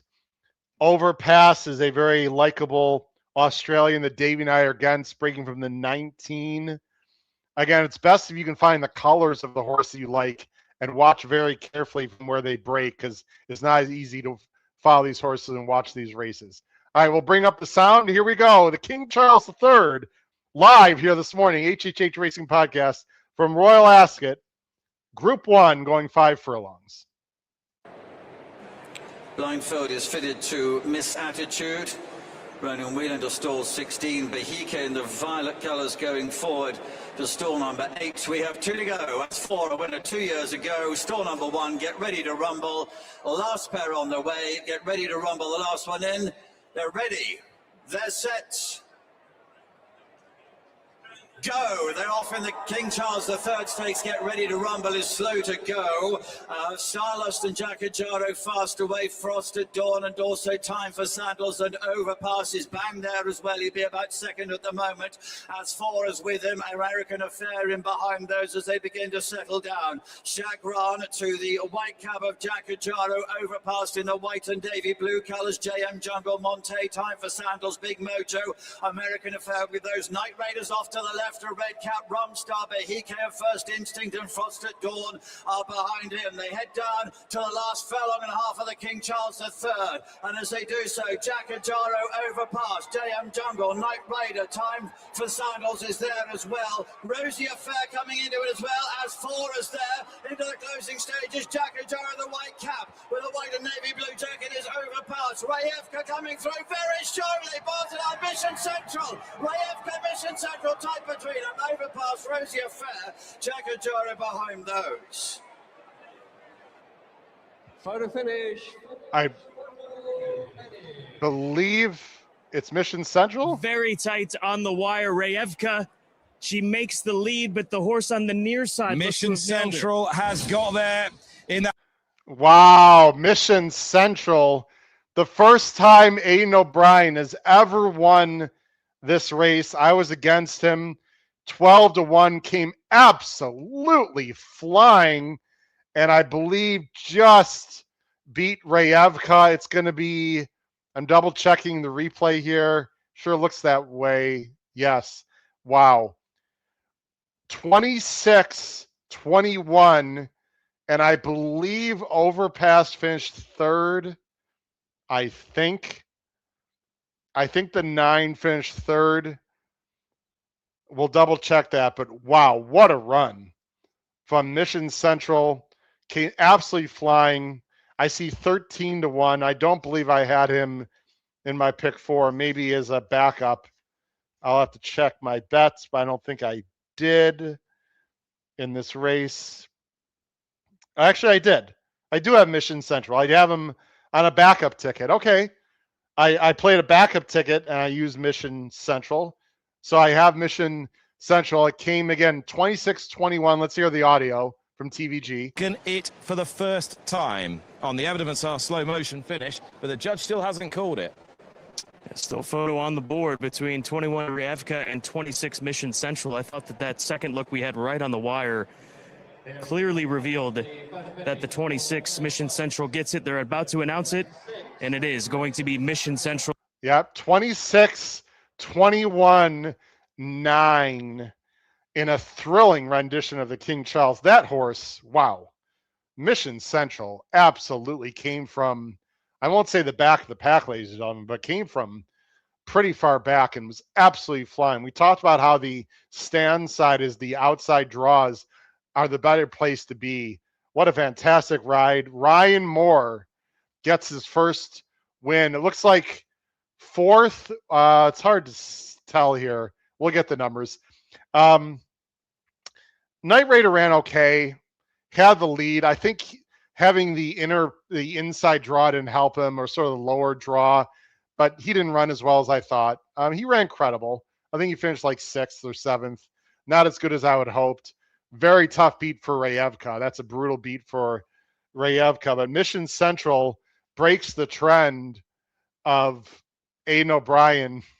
Unbelievable run. We'll go ahead and show again. We'll get Davy Lane up in a little bit here. Let me go ahead and bring on the past performances of Mission Central. I just didn't think he beat much before this race.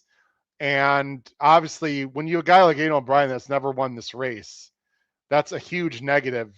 I mean, to me, or it should be a huge negative to anyone, but you got to tip your cap. Let me go ahead and show the PPs. This is Michael Tabor, of course. The same ownership, by the way, group as Sierra Leone. For people that are in the United States, of course, know Sierra Leone. He'd won 5 of his 8, and he was also only a 3-year-old, and that was another negative. I mean, clearly I was wrong. When you're wrong, you just got to say you're wrong. I was wrong, but he was a 3-year-old also going up against older horses. For a 3-year-old to do that at this time of year in June against older horses is really quite impressive. He did run in the Breeders' Cup Juvenile last year against Cypher, was 11-1 in that race, but he's improving. He was at Nace in his first 2 starts and won both of them, but it was a little bit slow, like I said, and really didn't beat very good fields, but obviously he's getting better and better. Aidan had him cranked up. This is a 3-year-old who the sky's the limit, I guess, for this horse now. I would assume Mission Central will go to the Breeders' Cup sprint, a turf sprint at Keeneland for a few reasons. Number one, this ownership group and Aidan O'Brien is certainly not afraid to travel. So that's one obvious. The number two is that was a really impressive finish. Now, I do want to say this. Let me go full screen here. My good friend Emmett Kennedy, who has a fantastic podcast called the Final Furlong Podcast, based out of Ireland, has said many times that the European turf sprinters, as of last year, this is as of last year, or as of the last 2 years, are rubbish. Those are his words, not mine. So I think a lot of people, the logic here, when people are looking for a fresh face, you don't want to bet the horses that have been running, against each other a bunch of times. Though I think Night Raider, ran okay and was definitely a horse that was usable. I have no regrets. But Mission Central was a fresh face in this race. He was only a 3-year-old, by the way, a gelding, which is interesting too. But he was sort of the fresh face in this race. As we bring Davy back on here in just a moment, he's coming on here in the background. This was a horse that was unexposed, who has upside, and made sense as I bring Davy thumbs up. So make sure you're ready to go here. Okay. Davy, I was just talking about Mission Central, who I was against for a lot of reasons. Yeah. A 3-year-old gelding.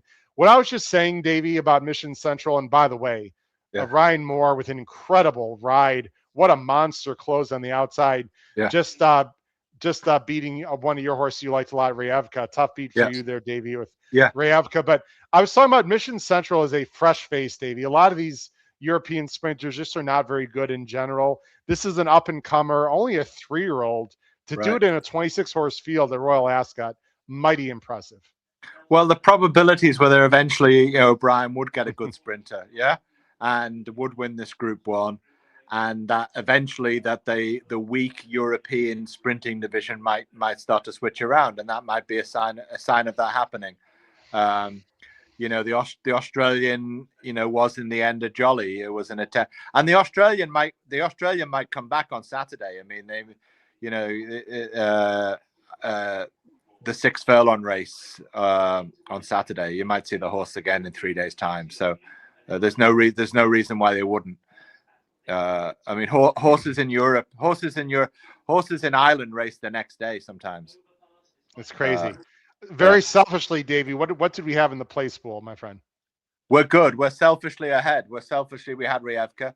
We only had 2 horses in that leg. We had Ryevka and Night Raider. So boy, that was big for us to get through that race then, for sure. Yeah, huge. Yeah. Now, Davey, the fact that Overpass finished 3rd does hurt us a little bit, though, right?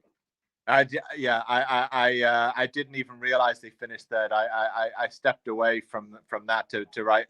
I sent you a WhatsApp with the contest place. So for the next race? Yeah, for the next 3 races. Yeah.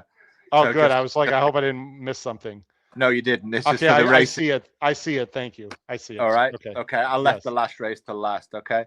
Yeah. So, Davey, what's your great ride by Ryan Moore? And like you said, it was eventually, Brian was going to win this thing. You figure. Eventually, yeah. And that's the chance you take. I mean, if you were playing the percentages, you'd bet against him, but probabilities that eventually he would pull.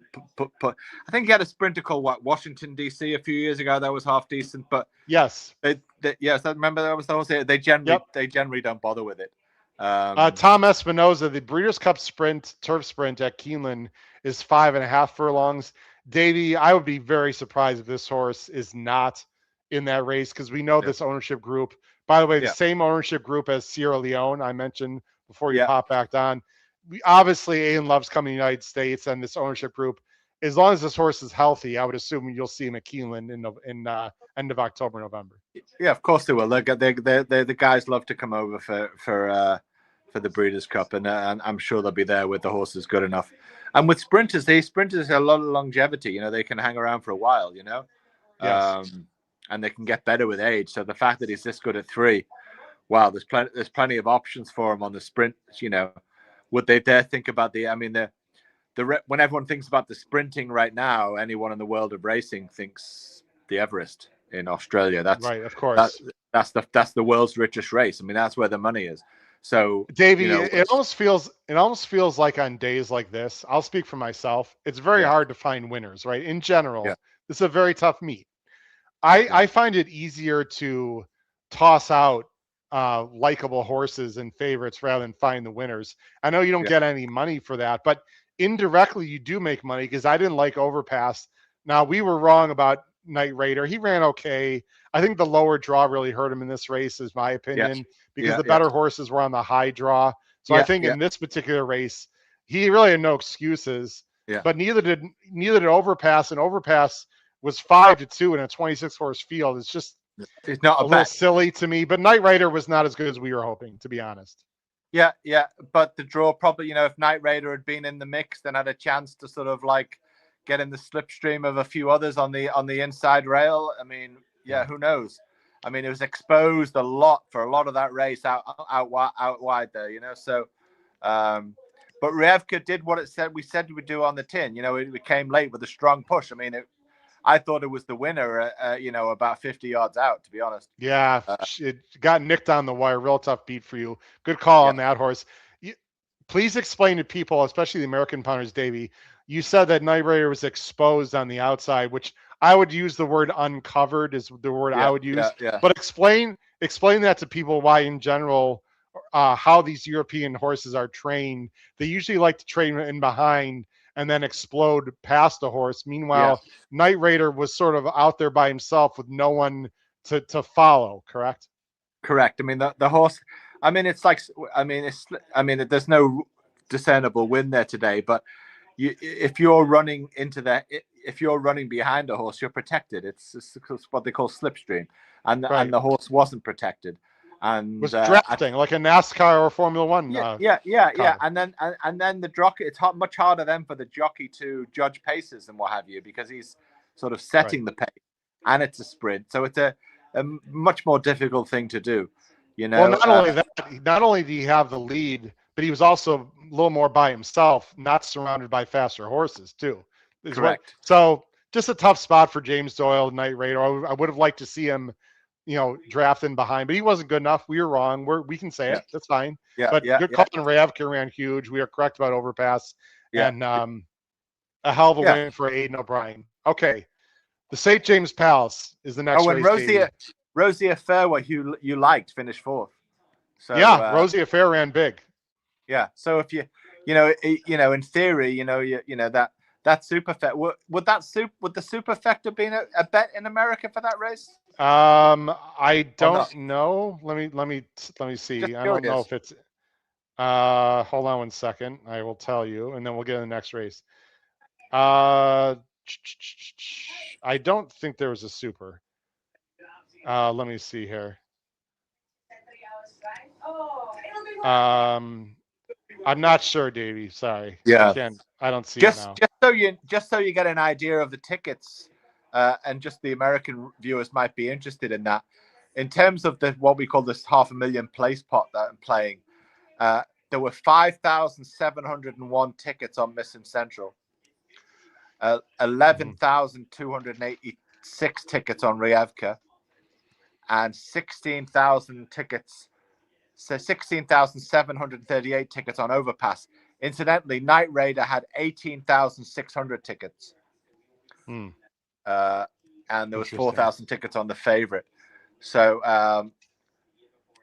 having Overpass finish third didn't help. That was 16,000 tickets that would have been gone. But there's still 3 races to go, and plenty that can happen. So, Davey, I am alive on my pick 4 ticket. I did a backup ticket, so I singled Night Raider on my main ticket. I do have a 20-cent ticket, pick 4, that I backed up with Night Raider. The pick 6, the start in the first leg, is absolutely ridiculous right now. 4 out of 6 might pay. I doubt it, but I would be alive at 4 out of 6. So I've lost 2 legs in a small bet there. Let's have the St. James Palace, and I will make sure I get our bets in. I lost a small contest race there. I'm just looking at the leaderboard right now, Davey. Yeah. And let's see here. Hold on one second. Oh, you know what, Davey? I Oh, okay. You know what? I did make a win bet in the contest on. I thought I did it on the side, but I actually did it in the contest. So how about this, Dave? Let me show you something on the screen. I'm joking because it's a bit of a typo. I liked Great Barrier Reef, but I thought I did it on the side and not in the contest. Whoops, hold on, Davey. Let me show something on the screen. Let me put it full screen. This is a pleasant surprise. How about this, Davey? This is in the current Twin Spires contest. You can see, can you see that? We have two entries. My first entry is in the lead. You are the second entry, Davey. So you haven't made a bet yet, but you can see because of my bet on Great Barrier Reef, I'm in first place, my friend, in the contest right now. I'll take it. There you All go. right. Well, that was completely accidental. Howard Kravets 2 is about to blow by Howard Kravets 1 shortly. Take it easy.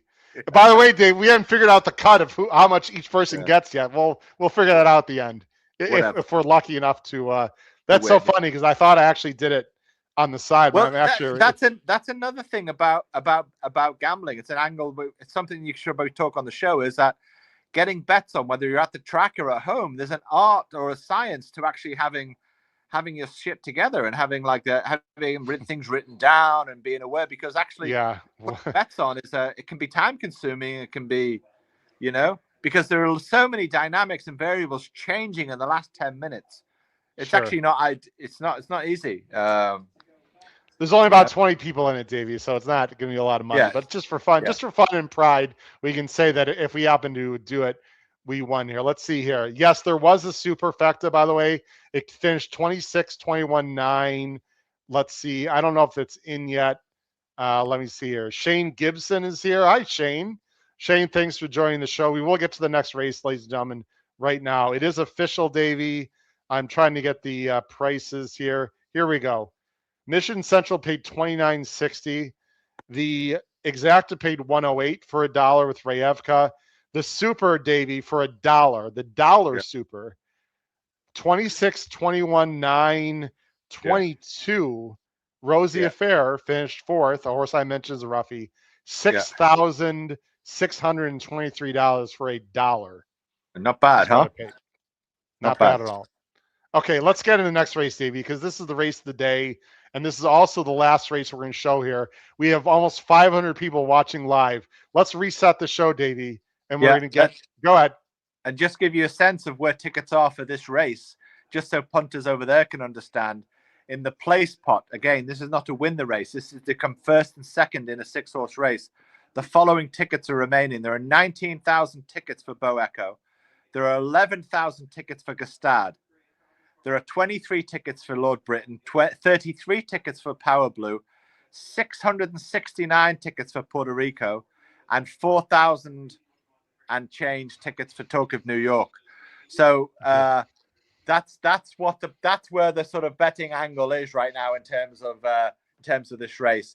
Beau Echo is strongly favored. Right, we're only Beau Echo in this race, correct? Only Beau Echo. But you really want Gustad out of the first three. Of course. Out of the first two. Okay. All right, let me reset the show for everyone. Again, this is Howard Kravets, Davy Lane, excellent punter from Liverpool, England. He obviously won the Channel 4 Top Tipster several years ago. He's an excellent handicapper. Again, lives in Liverpool. This is the HHH Racing Podcast for those people that are watching that are new to the show. We are based out of the United States. We have live shows at night in the United States on Tuesdays, Wednesdays, and Thursdays, mainly previewing races coming up for the weekend, but we do talk about evergreen material. We talk about things going on in racing. We talk about controversial topics, but mainly we give out tips and we all punt the races on the weekends. And we also have live shows on Saturdays called Weekend Warriors. Highly recommend, even if you're not in the United States, highly recommend you check us out on Saturdays. We do show the races on Saturday. Again, we can't show the races for the video for Ascot due to copyright laws, obviously, but we do show the races. All right, Davey, let's get into the race of the day, my friend. Again, this is the last race that we're going to be talking about today, and then we'll let everyone else enjoy the last three races. Actually, last race we're talking about technically, but I've actually got strong opinions in races 5, 6, and 7. So at some point, I'll throw those opinions out And in Yes. fact, those are probably my stronger opinions in terms of prices and what have you. So stay tuned till the end, and I'll throw those out. And this is not to just keep you listening, guys. This is my strongest opinions. Okay, terrific. I'll make sure you get a chance to do it. Let's talk about the St. James Palace. This is a win and you're in, Davy. So the winner of this race qualifies for the Breeders' Cup Turf at Keeneland on, I believe it's November 1st, I believe is the actual day. The distance is 7 furlongs and 213 yards. It's not quite a mile. It's almost a mile. It's also on the round course. So, Davey, the first thing is I bring up the past performances here on the screen. Give me a second. We have 14 minutes to post. Everyone look at the top right-hand side of the screen and talk about the configuration here, Dave, that you see my pointer is talking about here. Yeah. Well, I mean, you know, they're making a turn. It ain't a curved turn as you guys are used to, but it's still a turn. And it may only be a 6-horse race, but being drawn low, there's a risk you get boxed in. And you don't get boxed in just because that's just how the cookie crumbles. You get boxed in because Christoph Soumillon riding for the lads, and William Buick riding for Godolphin, and Ryan Moore riding for the lads. They're going to block you in. They're going to block you in on purpose, you know, because you're the horse in the way, and they want you beaten, and they want to win the race. And the only way to do that is to keep the main threat of the race boxed in, and it can happen. Loughnane's a confident jockey, but he's a young jockey, so he may have balls, but he doesn't have experience, no matter how good he is.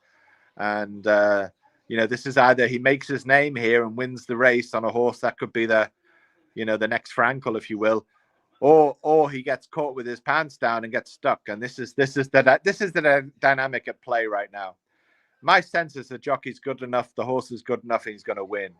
My fear is Talk of New York, because that horse galloped out something fierce in its last race, and I would be taking on Gestad, but that's how I see it. Okay, well, let's talk. I would play an exacta, the 1 over the 6. All right, so Davey likes a 1-6 exact. Let's talk about Bo Echo. You said he could be the next coming of Frankel, which is quite high praise. He was a undefeated 2-year-old, but only, you know, ran in the Group 2 was the highest rated race that he ran, and he was absolutely awesome in the Guineas, 2000 Guineas. Last time in Newmarket, exploded the 126 time form. What makes this horse so good and so talented, Davey? Just the horse is again, it's like the Cadillac I was talking about before. You know, when it won the 1,000 Guineas, it put Gestad away by like multiple lengths without looking like it was trying that hard. It's just got speed. It's just got stride length. It really is a Rolls Royce, I think, is maybe the British best way to describe it. Okay. Yeah. You know. Now and the word around the horse this is they're not hiding it. You know, the trainers, the connections. They are well aware of the type of horse they have. This is like a once in a generational type of feeling here in this country about this horse. Wow. It's not like, oh, this is the favorite. This was the winner of the Guineas. Now, this had the general feeling of this is something like a American Pharaoh, or it's got that vibe to it, you know? Wow. I do want to make a correction. I think this is a win-in for the Breeders' Cup Mile. This is not a win-in for the Breeders' Cup Turf. Sorry. This is a win-in for the Breeders' Cup Mile. Talk of New York to me is very, very interesting, Davey. You already mentioned him. He won in hands and heels last time. Now, that was just a listed stake at Sandown, but I mean, he couldn't be more impressive. He's 3 for 4. He's got Buick. He's got a better post in theory. Appleby, Godolphin. This is another unexposed potential monster. Yeah. And as I said, he could win the race. He could come close, but his gap. I think if you have his last race, Howard, the last. I can bring it up. You give me a second, sure. Yeah, bring it up because you've got. I'll go ahead. Go ahead and just keep talking. Give me a minute. I'll bring it up. Yeah, bring up the gallop out. Bring up the and hopefully the gallop out will be on it because the horse was fierce. Just on those place pot tickets here in the UK, it's 11% of people have played Talk of New York and 50% are on Bo Echo. So for what it's worth, with about 30% on Gestad. So there's still a lot of people who like Gestad. It won the Irish Guineas. It was strong over at Del Mar. Don't discount Puerto Rico. I mean, there's only 2% of tickets on that, but that was a favorite for the French Guineas, and it didn't step up. That could surprise. I don't see it. I think it's the 1 and the 6 here for me. Well, Puerto Rico is going to set the pace, correct? Yeah, it should do, but you never know. Sometimes they get loose, and we've seen stranger things on the lead before. Here's the race that you're talking about. This is Talk of New York. I will let you literally talk about the race. Yeah. Okay. So just as we see there, so it looks like a Wathnan horse there. I can fast forward. Let me go a little further into the race. A little bit. Yeah. Here we go. There's the horse out wide. Buick waited, brought the horse out. Knew he had the best horse, therefore didn't want to get stuck in traffic. Another horse pushed him a little bit, so he's had a bump, and he handled the bump. Right here, correct? Yeah, right he just handled a little bit of a bump and kept coming and kept coming and kept coming and ate up the ground. Look at that. Keeps sorry, coming. He's right here. He's right here. My bad. He's a little green, Davy. His lead switch issues. Let me go back a little bit. He's in the white cap. Yeah. He's right here. Sorry, I'll take it back. Go ahead. Talk more about him. Talking New York right here. So here he is, just coming out, going out. He got wide enough, and then closes in on the rail to have company. I don't know if green or not. Maybe. But just keep watching. I mean, in theory, the race is over when we get to the post, but it just keeps going. Watch. Yeah, that's distance. Where are we? They'll show it. I'm assuming they're here. I mean, yeah. Ears pricked, Dave. They also put the hood on him recently there, which has helped him apparently. Correct? Yeah, that's what I've heard. Yeah, for sure. I can't see the gallop out on this, but believe me, the horse just kept going. Very nice runner. What do you think his tactic's going to be? He's going to be in front of Gestad and behind Puerto Rico. Is that how you figure here? Drawn widest of the 6, so he's he's not going to try and he's not going to try and get into the ruck between these other horses. He's going to watch them, I think, and Gestad and Bo Echo will be fighting for position on the rail. And it really depends. I suppose the race is in the hands of Puerto Rico if Puerto Rico goes forward. Now, Sumion isn't going to stop just because he might be considered a bit of a pacemaker. He knows he's on a good horse. And the lads would be quite happy for Sumion to win at 16-1. They'll have money on that too. So, I mean, this is the MO of the lads. I mean, they have several different silks for several different sets of ownerships. They use many different horses in the same race. I mean, they're very, very shrewd operators, it does send people like John Gosden crazy, sometimes how they sort of have a mafia-like grip on the business and on the races. But that's only because they're good, and that's only because they do the best and they hire the best and they get the best horses. So I mean, you can't get mad at someone because they're good and powerful. It's not their fault that they're geniuses or know how to play the game. Is it? Davey, Puerto Rico has 2 Group 1 wins last year. Yep. This is no like this is no horse that doesn't have talent. Now those 2 wins did come in France on soft turf and in theory a little bit softer competition. It feels like he's definitely a step below, but again, he's going to have the lead. It's probably going to be a slow pace. Maybe the other horses get boxed in. I don't like Puerto Rico on top, but if he, finishes second or third, that wouldn't surprise me at all. Yeah, no, me either. But I think Talk of New York has more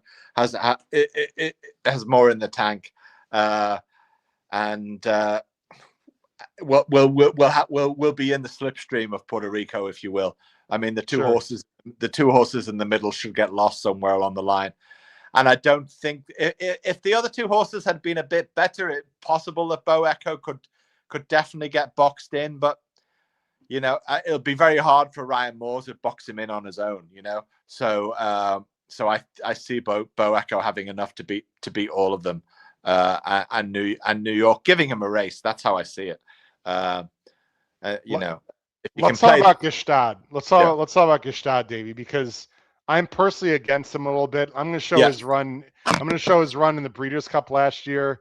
Of course, he was favored. He beat a horse named Stark Contrast.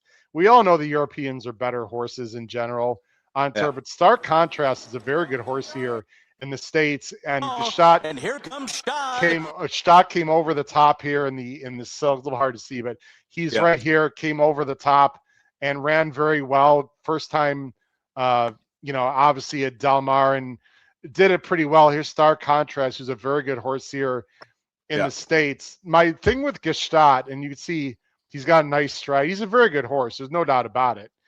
My thing is he's a little bit one-paced. He's not he doesn't explode late. He's more of a grinder.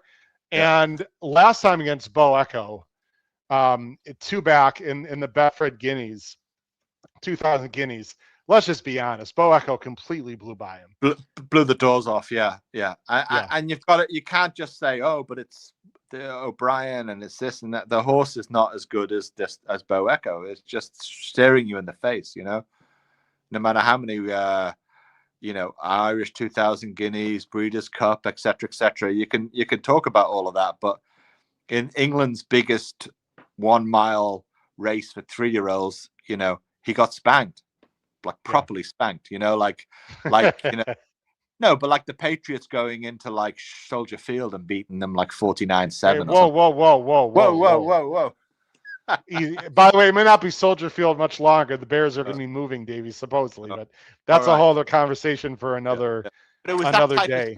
It was that type of spanking, Howard. 40-something to 7 or something. It really was, So you've got to accept that Gstaad's maybe his best days are behind them. The Irish, it'll go into stud with the Irish Guineas and the and the Breeders' Cup on it, but it's not got the Frankel resonance that we feel with this Bo Echo. But talk of New York is going to give him a race. That's what I feel. People might push back, Davey, on the thought that, like, wait a minute, how could Gstaad's better days be over? He's only a 3-year-old. We don't know, Davey, but some horses just peak earlier in their career than others. Right? They peak earlier, and it really is about who's still left in stud. I mean, they lost that horse last year, didn't they? What was their stud horse? Wooden Bassett. That the horse died. So it's a Star Spangled Banner. People want speed. It's a horse they might want to put into stud sooner than later, and you throw some speed horses on the market. This is the race a lot of people have been waiting for today, Davey. After this race is over, let me just set the stage for everyone. We've got about, and I got your contest bet in, Davey, by the way. Okay. We've got. Hold on one second, everyone. Just want to look here. We've got 2 minutes to post. After this race is over, ladies and gentlemen, I'm going to let Davey talk about some plays he likes the rest of the day today. Yeah. And reminder to everyone, it's the first time I've mentioned it, but it's on YouTube. We're back tomorrow, ladies and gentlemen. We are back tomorrow for the first 4 races, day 2 on Wednesday. Please join us tomorrow. If you've enjoyed the podcast, please tell everyone, your friends, neighbors, horse racing fans, about the HHH Racing Podcast, because we are back tomorrow, same time, 9:15 to 11:30 Eastern time in the United States. Go ahead, Davey.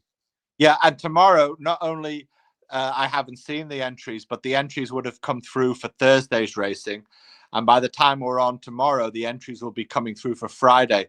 So tomorrow we can talk about a juicier card in terms of prices as opposed to today, even though there were prices today.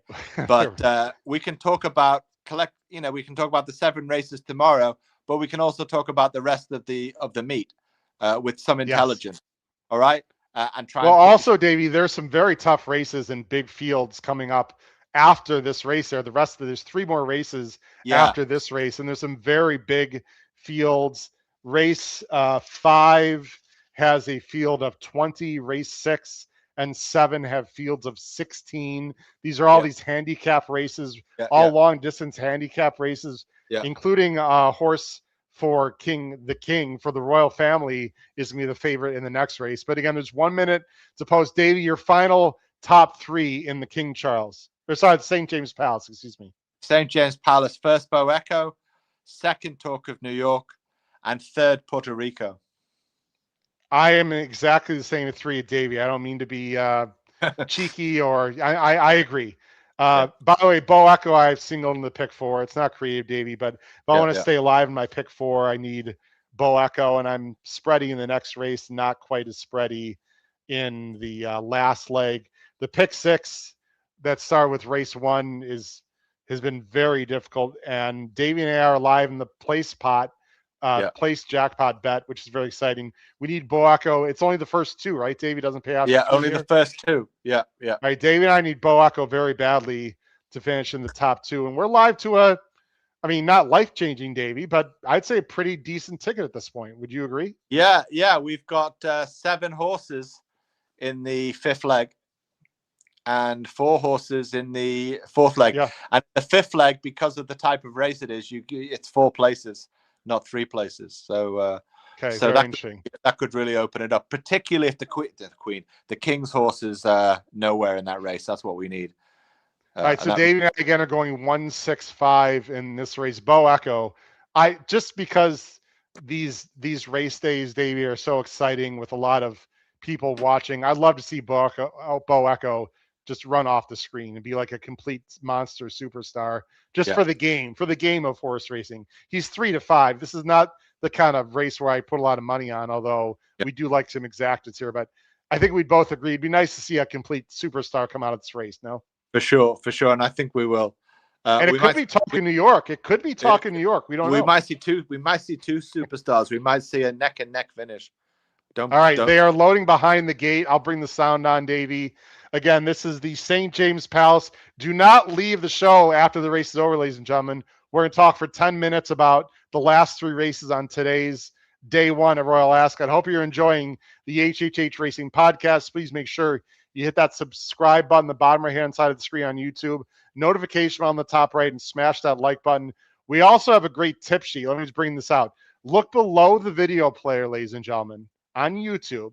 Below the video player, it comes out every Saturdays for American races. It's very inexpensive. It's very profitable. It's called the Power Picks Tip Sheet. It's only about $5 per tip sheet.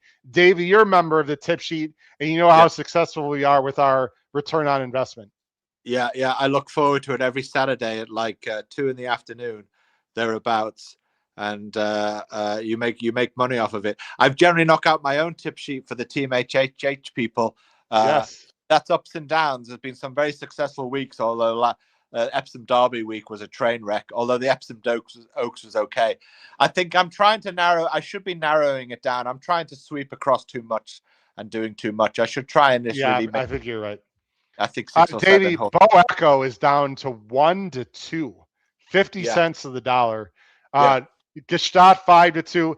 Talking New York is 7-1. That is a hell of a price to me on this. Yeah, me too. All right, let me bring up the sound, Davey. Do you want to go and take yourself off screen? No, I'll stick with you and watch it. My streaming thing went off over there, so if I don't want to be playing with it, I'll stick with you and listen to the race, old school style. All right, very exciting, ladies and gentlemen. Good luck in the St. James Palace. This is a win and you're in for the Breeders' Cup Mile, just short of 1 mile. Will it be the exciting Bo Echo? Will it be an upset in the St. James Palace? Here we go, ladies and gentlemen. Good luck. As a really viable commercial prospect as a stallion, starred by Star Spangled Banner, who's had such an extraordinary couple of years. The sire also a Precise will be a heavy favorite for the Coronation Stakes on Friday. What a matchup this is going to be, bringing together the best of the 3-year-old crop over here in Europe. Bo Echo, the favorite, Stad, the second choice. Can Talk of New York rise up and dance with those 2 Group 1 winners? This is the Group 1 St. James's Palace Stakes live from Royal Ascot. That's it. Ready. They're off and racing. The Group 1 St. James's Palace Stakes begins over a mile. A little bit of scrimmaging early on here. Bo Echo, not much room, and Stad looking to hold the inside position. Down the middle of the field. Like we said. Early scrimmaging is around the outside. Power Blue looks to power through. Puerto Rico is also going forwards. Royal Blue colours of Talk of New York is in behind, racing in third as Christophe Soumillon, one of the leaders. Puerto Rico had a long look over the shoulder there to see where Stad is positioned. Down on the inside. It's a fast early pace, Davy. For Billy Lockdown and moving closer to the pace. He's now coming up sides. Talk of New York. The back marker is Lord Britain. Interesting first quarter of the contest. The St. James's Palace Stakes as they head onwards towards the turn to the straight. It's Puerto Rico with a narrow call over Power Blue. They are very tightly together. Another length and a half to Talk of New York, who is in third place. Bo Echo will corner in fourth. Half a length to start on the inside, who is improving now, more trying to come through the gap. But Lord Britain is at the back of the field as they have less than 3 furlongs to go, and they turn for home in the St. James's Palace. It's Power Blue and Puerto Rico bumping together. Start on the left tries to come through. On the right, Bo Echo under a confident Billy Lockdown has now come there swinging away. Bo Echo joins in with Talk of New York. Start on the inside, then Power Blue. Lord Britain trying to run on, heading to the last furlong. Bo Echo trying to shrug off Talk of New York. Start is rallying on the rail. It's Bo Echo narrowly. Start trying to get to Bo Echo. Only a half length between them. Bo Echo looking for the line. Start is finishing off very well. Bo Echo and Start little in it. I think Bo Echo has just done enough to remain unbeaten in the St. James's Palace, but Start has given him a mighty fright. Talk of New York finished third. Wow, is this very close? Bo Echo wins the race barely. Bo Echo by a nose over a very game Stott on the inside. Talk of New York in third. What a fascinating race, Davy. Bo Echo had to work very, very hard. Let's listen to the commentary very quickly. Where they come together, and then Talk of New York running a very valiant third for Godolphin and Charlie Appleby. Well, they made life as difficult as possible for Billy Lockdown in the early stages. He was hung out deeper than he wanted to be. He had to commit around horses. You could foresee that before the race.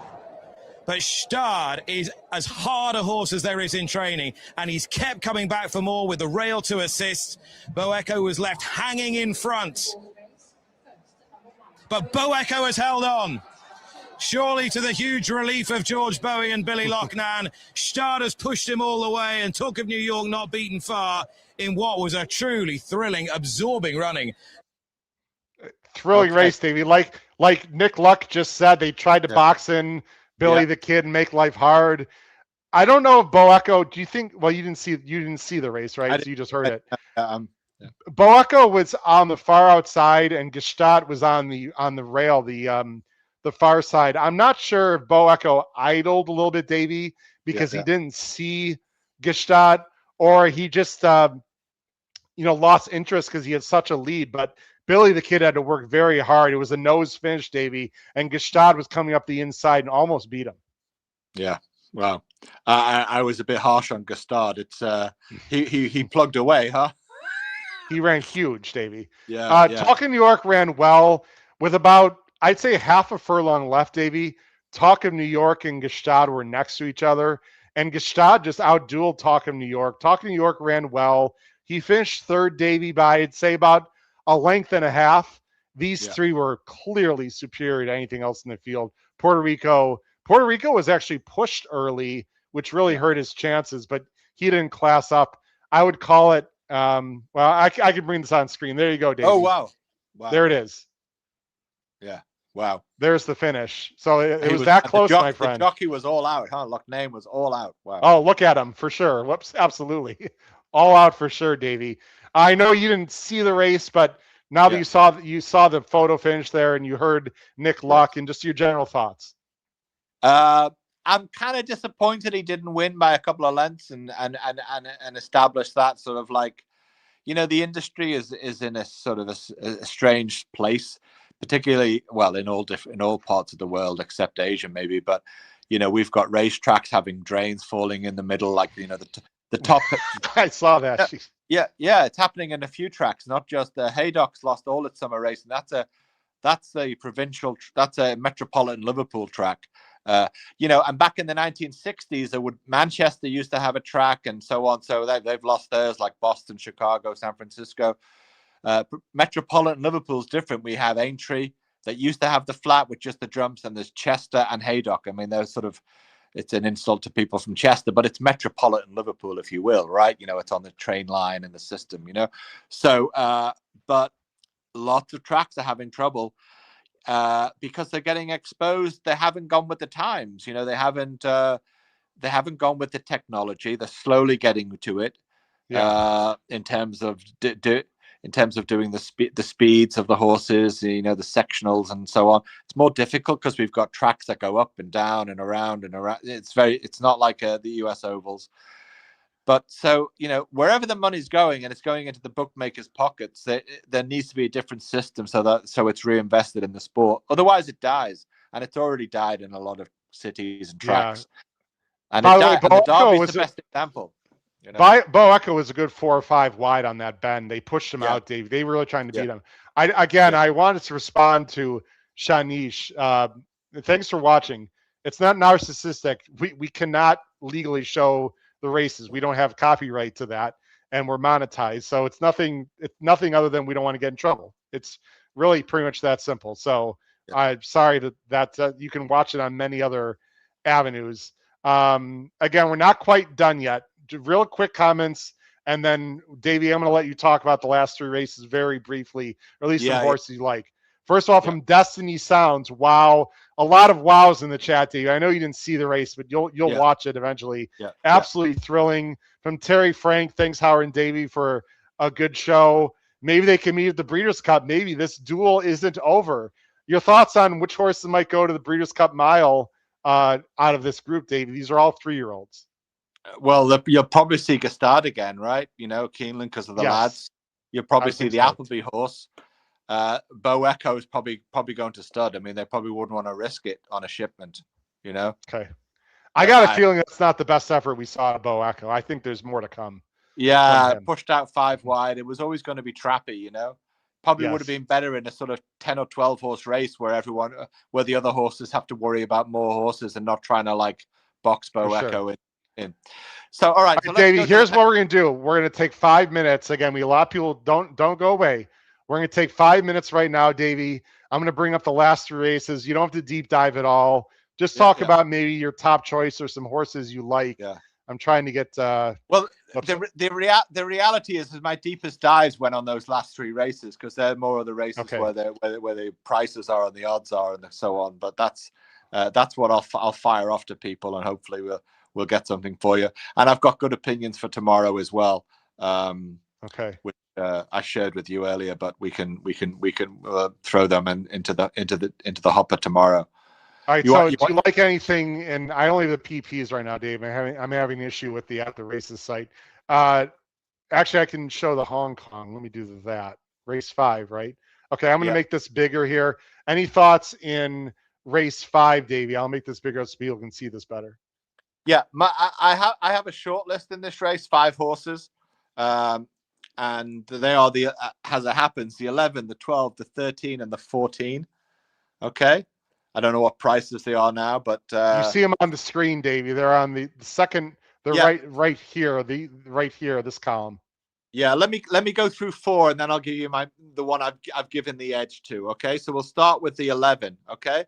Now that's an interesting horse for 2 reasons. The trainer is Sean Woods. Now Sean Woods was a jump jockey from a family of jump jockeys or stamina horses, long distance races, who then spent about 15, 16 years as a top trainer in Hong Kong. So when you're watching the Hong Kong races and you see people like, the top trainers, Casper Frowns and all these guys, Woods was one of them up until 2 years ago. And he's come back home and he's training. He's not been hugely successful, but he's now back in the loop with an old-fashioned stable near Newmarket. He's got a horse there that won very, very well. I ultimately concluded he's best used underneath, but that's Bahadur, Bahudr, Audr. Now, there's an interesting thing about that horse. The namesake of that horse, the very same name of that horse, won a race in August 1922. Wow. Right. Called the Grand Prix de Deauville. And the jockey of that race was an American jockey called Jimmy Winkfield. Yes. That African American jockey. I think the second African American jockey to win the Kentucky Derby, I believe. Right. Well, that was 20 years after he won the Kentucky Derby in 1902. That he won the Grand Prix de Deauville in 1922, and in between time, because Jim Crow laws, he had to leave America. He couldn't make a living. He was winning the Polish Derby, the Moscow Derby, all these kind of races up till the World War One. So anyway, that's just I just recall the name and I realized I was a namesake. So that's a cute thing to know. That's the amazing. Next horse, the 12 horse, is Small Fry. Now that was bought 2 races ago by Australian connections OTI. They sift through the stamina horses in Europe, always looking for their Melbourne Cup Holy Grail. And they've booked Oisin Murphy on this. They were looking at 2 different races, and they've gone for this race. So that's interesting. That's got a chance. The 13 Westminster Moon. Very unusual action. Like the horse is splayed out. It wouldn't pass a vet test in the USA. But it's going an extra 5 furlongs than last time, which is a bit of a concern.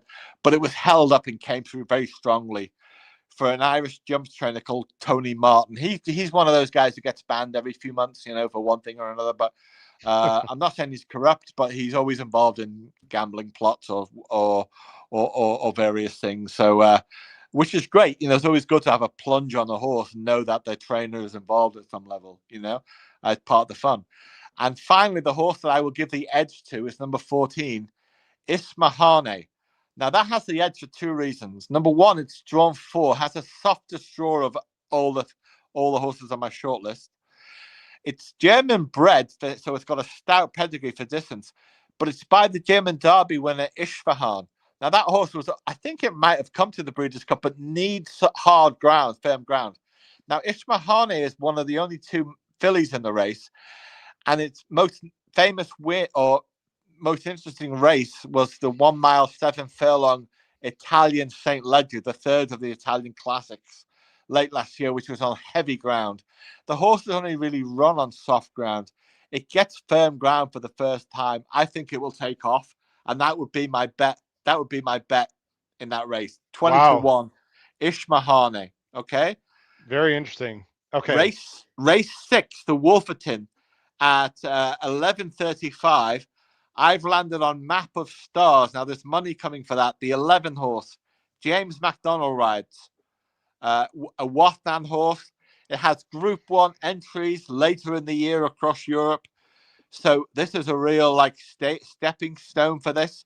I think he's currently 10-1 or 8-1, something like this. That would be my bet. Okay, so Davey likes Map of Stars quite a bit. And do you have a thought in the last race, race 7, the Copper Horse Stakes? Yeah, I would go with the favorite, the Watnans again, Valencian. How do you pronounce that? The Watnan horse. He's about 9-4 favorite. I don't see anything. I don't see anything beating that. Johnny Velasquez is riding a horse there called Aeronautic. Yes, Johnny V is on the 12 in the last race there. Let me go ahead and put us back on screen and end the show. Just some quick thoughts on my opinions on the last few races here. I don't have a strong opinion in the next race at all, race 5. But however, I do like in race 6, ladies and gentlemen, I do like Naran. I believe that's the 12 horse. I do like Naran quite a bit in race 6, or Hatem the 9. I'd probably play an exacta box with the 9 and 12 and a win bet on the number 12, Naran. So that is my main play in the last 3 races. Davey Lane, I'm going to go ahead and set up the end of the show here. We've had so many great viewers watching, a lot of familiar faces, a lot of people that are not familiar to the show. I really hope you've enjoyed this morning's coverage of day 1 of Royal Ascot on the HHH Racing Podcast. Again, quick reminders, we'll be back tomorrow, Wednesday, same time, starting about 15 to 20 minutes before the first race, which is about 9:15 a.m. Eastern time on the East Coast here in the United States. That'd be 2:15 British time. Again, we're going to cover the first 4 races of day 2 of Royal Ascot. They are all group or graded stakes, Davey, and we'll have same great opinions and coverage. I have to spend the rest of the day looking at those races. But Davey, final thoughts on day 1. Does anyone stand out to you as a superstar or who had the best effort of the 4 winners, or does anything stand out to you of the races on day 1 that we've seen? Well, I didn't see the race, but Bo Echo, by the nature of the fact that he had to fight to win, that impresses me. I'll rewatch the race. I like a horse that fights. I was gobsmacked with Mission Central. I know that I know the European sprinters are not top class necessarily, but the way that horse finished for Aidan O'Brien was really impressive. And of course, I was very happy to get Great Barrier Reef home, the 2-year-old, for my win bet. So, Davey, a lot of fun. Really appreciate it, my friend. Enjoy your World Cup betting and punting. One second, Howard. We don't want to get people involved in what we're doing, but we still got 2 races to go. And just so people can get a sense of how many tickets are remaining, do you want to do that or do that off screen? Yeah, no, go ahead. You can do it real quick. Real quick, and it gives people an idea of how many of where the money's going for this next race. That hasn't come up yet. So I was going to give you an account. It's usually good when you get a sense of where the money's going. But that hasn't hit yet. So I can do that offline with you. But we'll let people know tomorrow. Davey, stay on the screen after the show's over here, and we'll talk for. I mean, we'll update everyone tomorrow how we did if we scored in the play spot. So again, thanks for watching, everyone. Hit that subscribe button, the notification bell for my great friend and excellent punter from Liverpool, England, Mr. Davy Lane. This has been your host, Howard Kravets. Picks and Ponies, live coverage of day 1 Royal Ascot.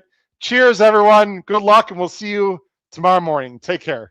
Bye-bye. Bye-bye. Crush your bets the rest of the day.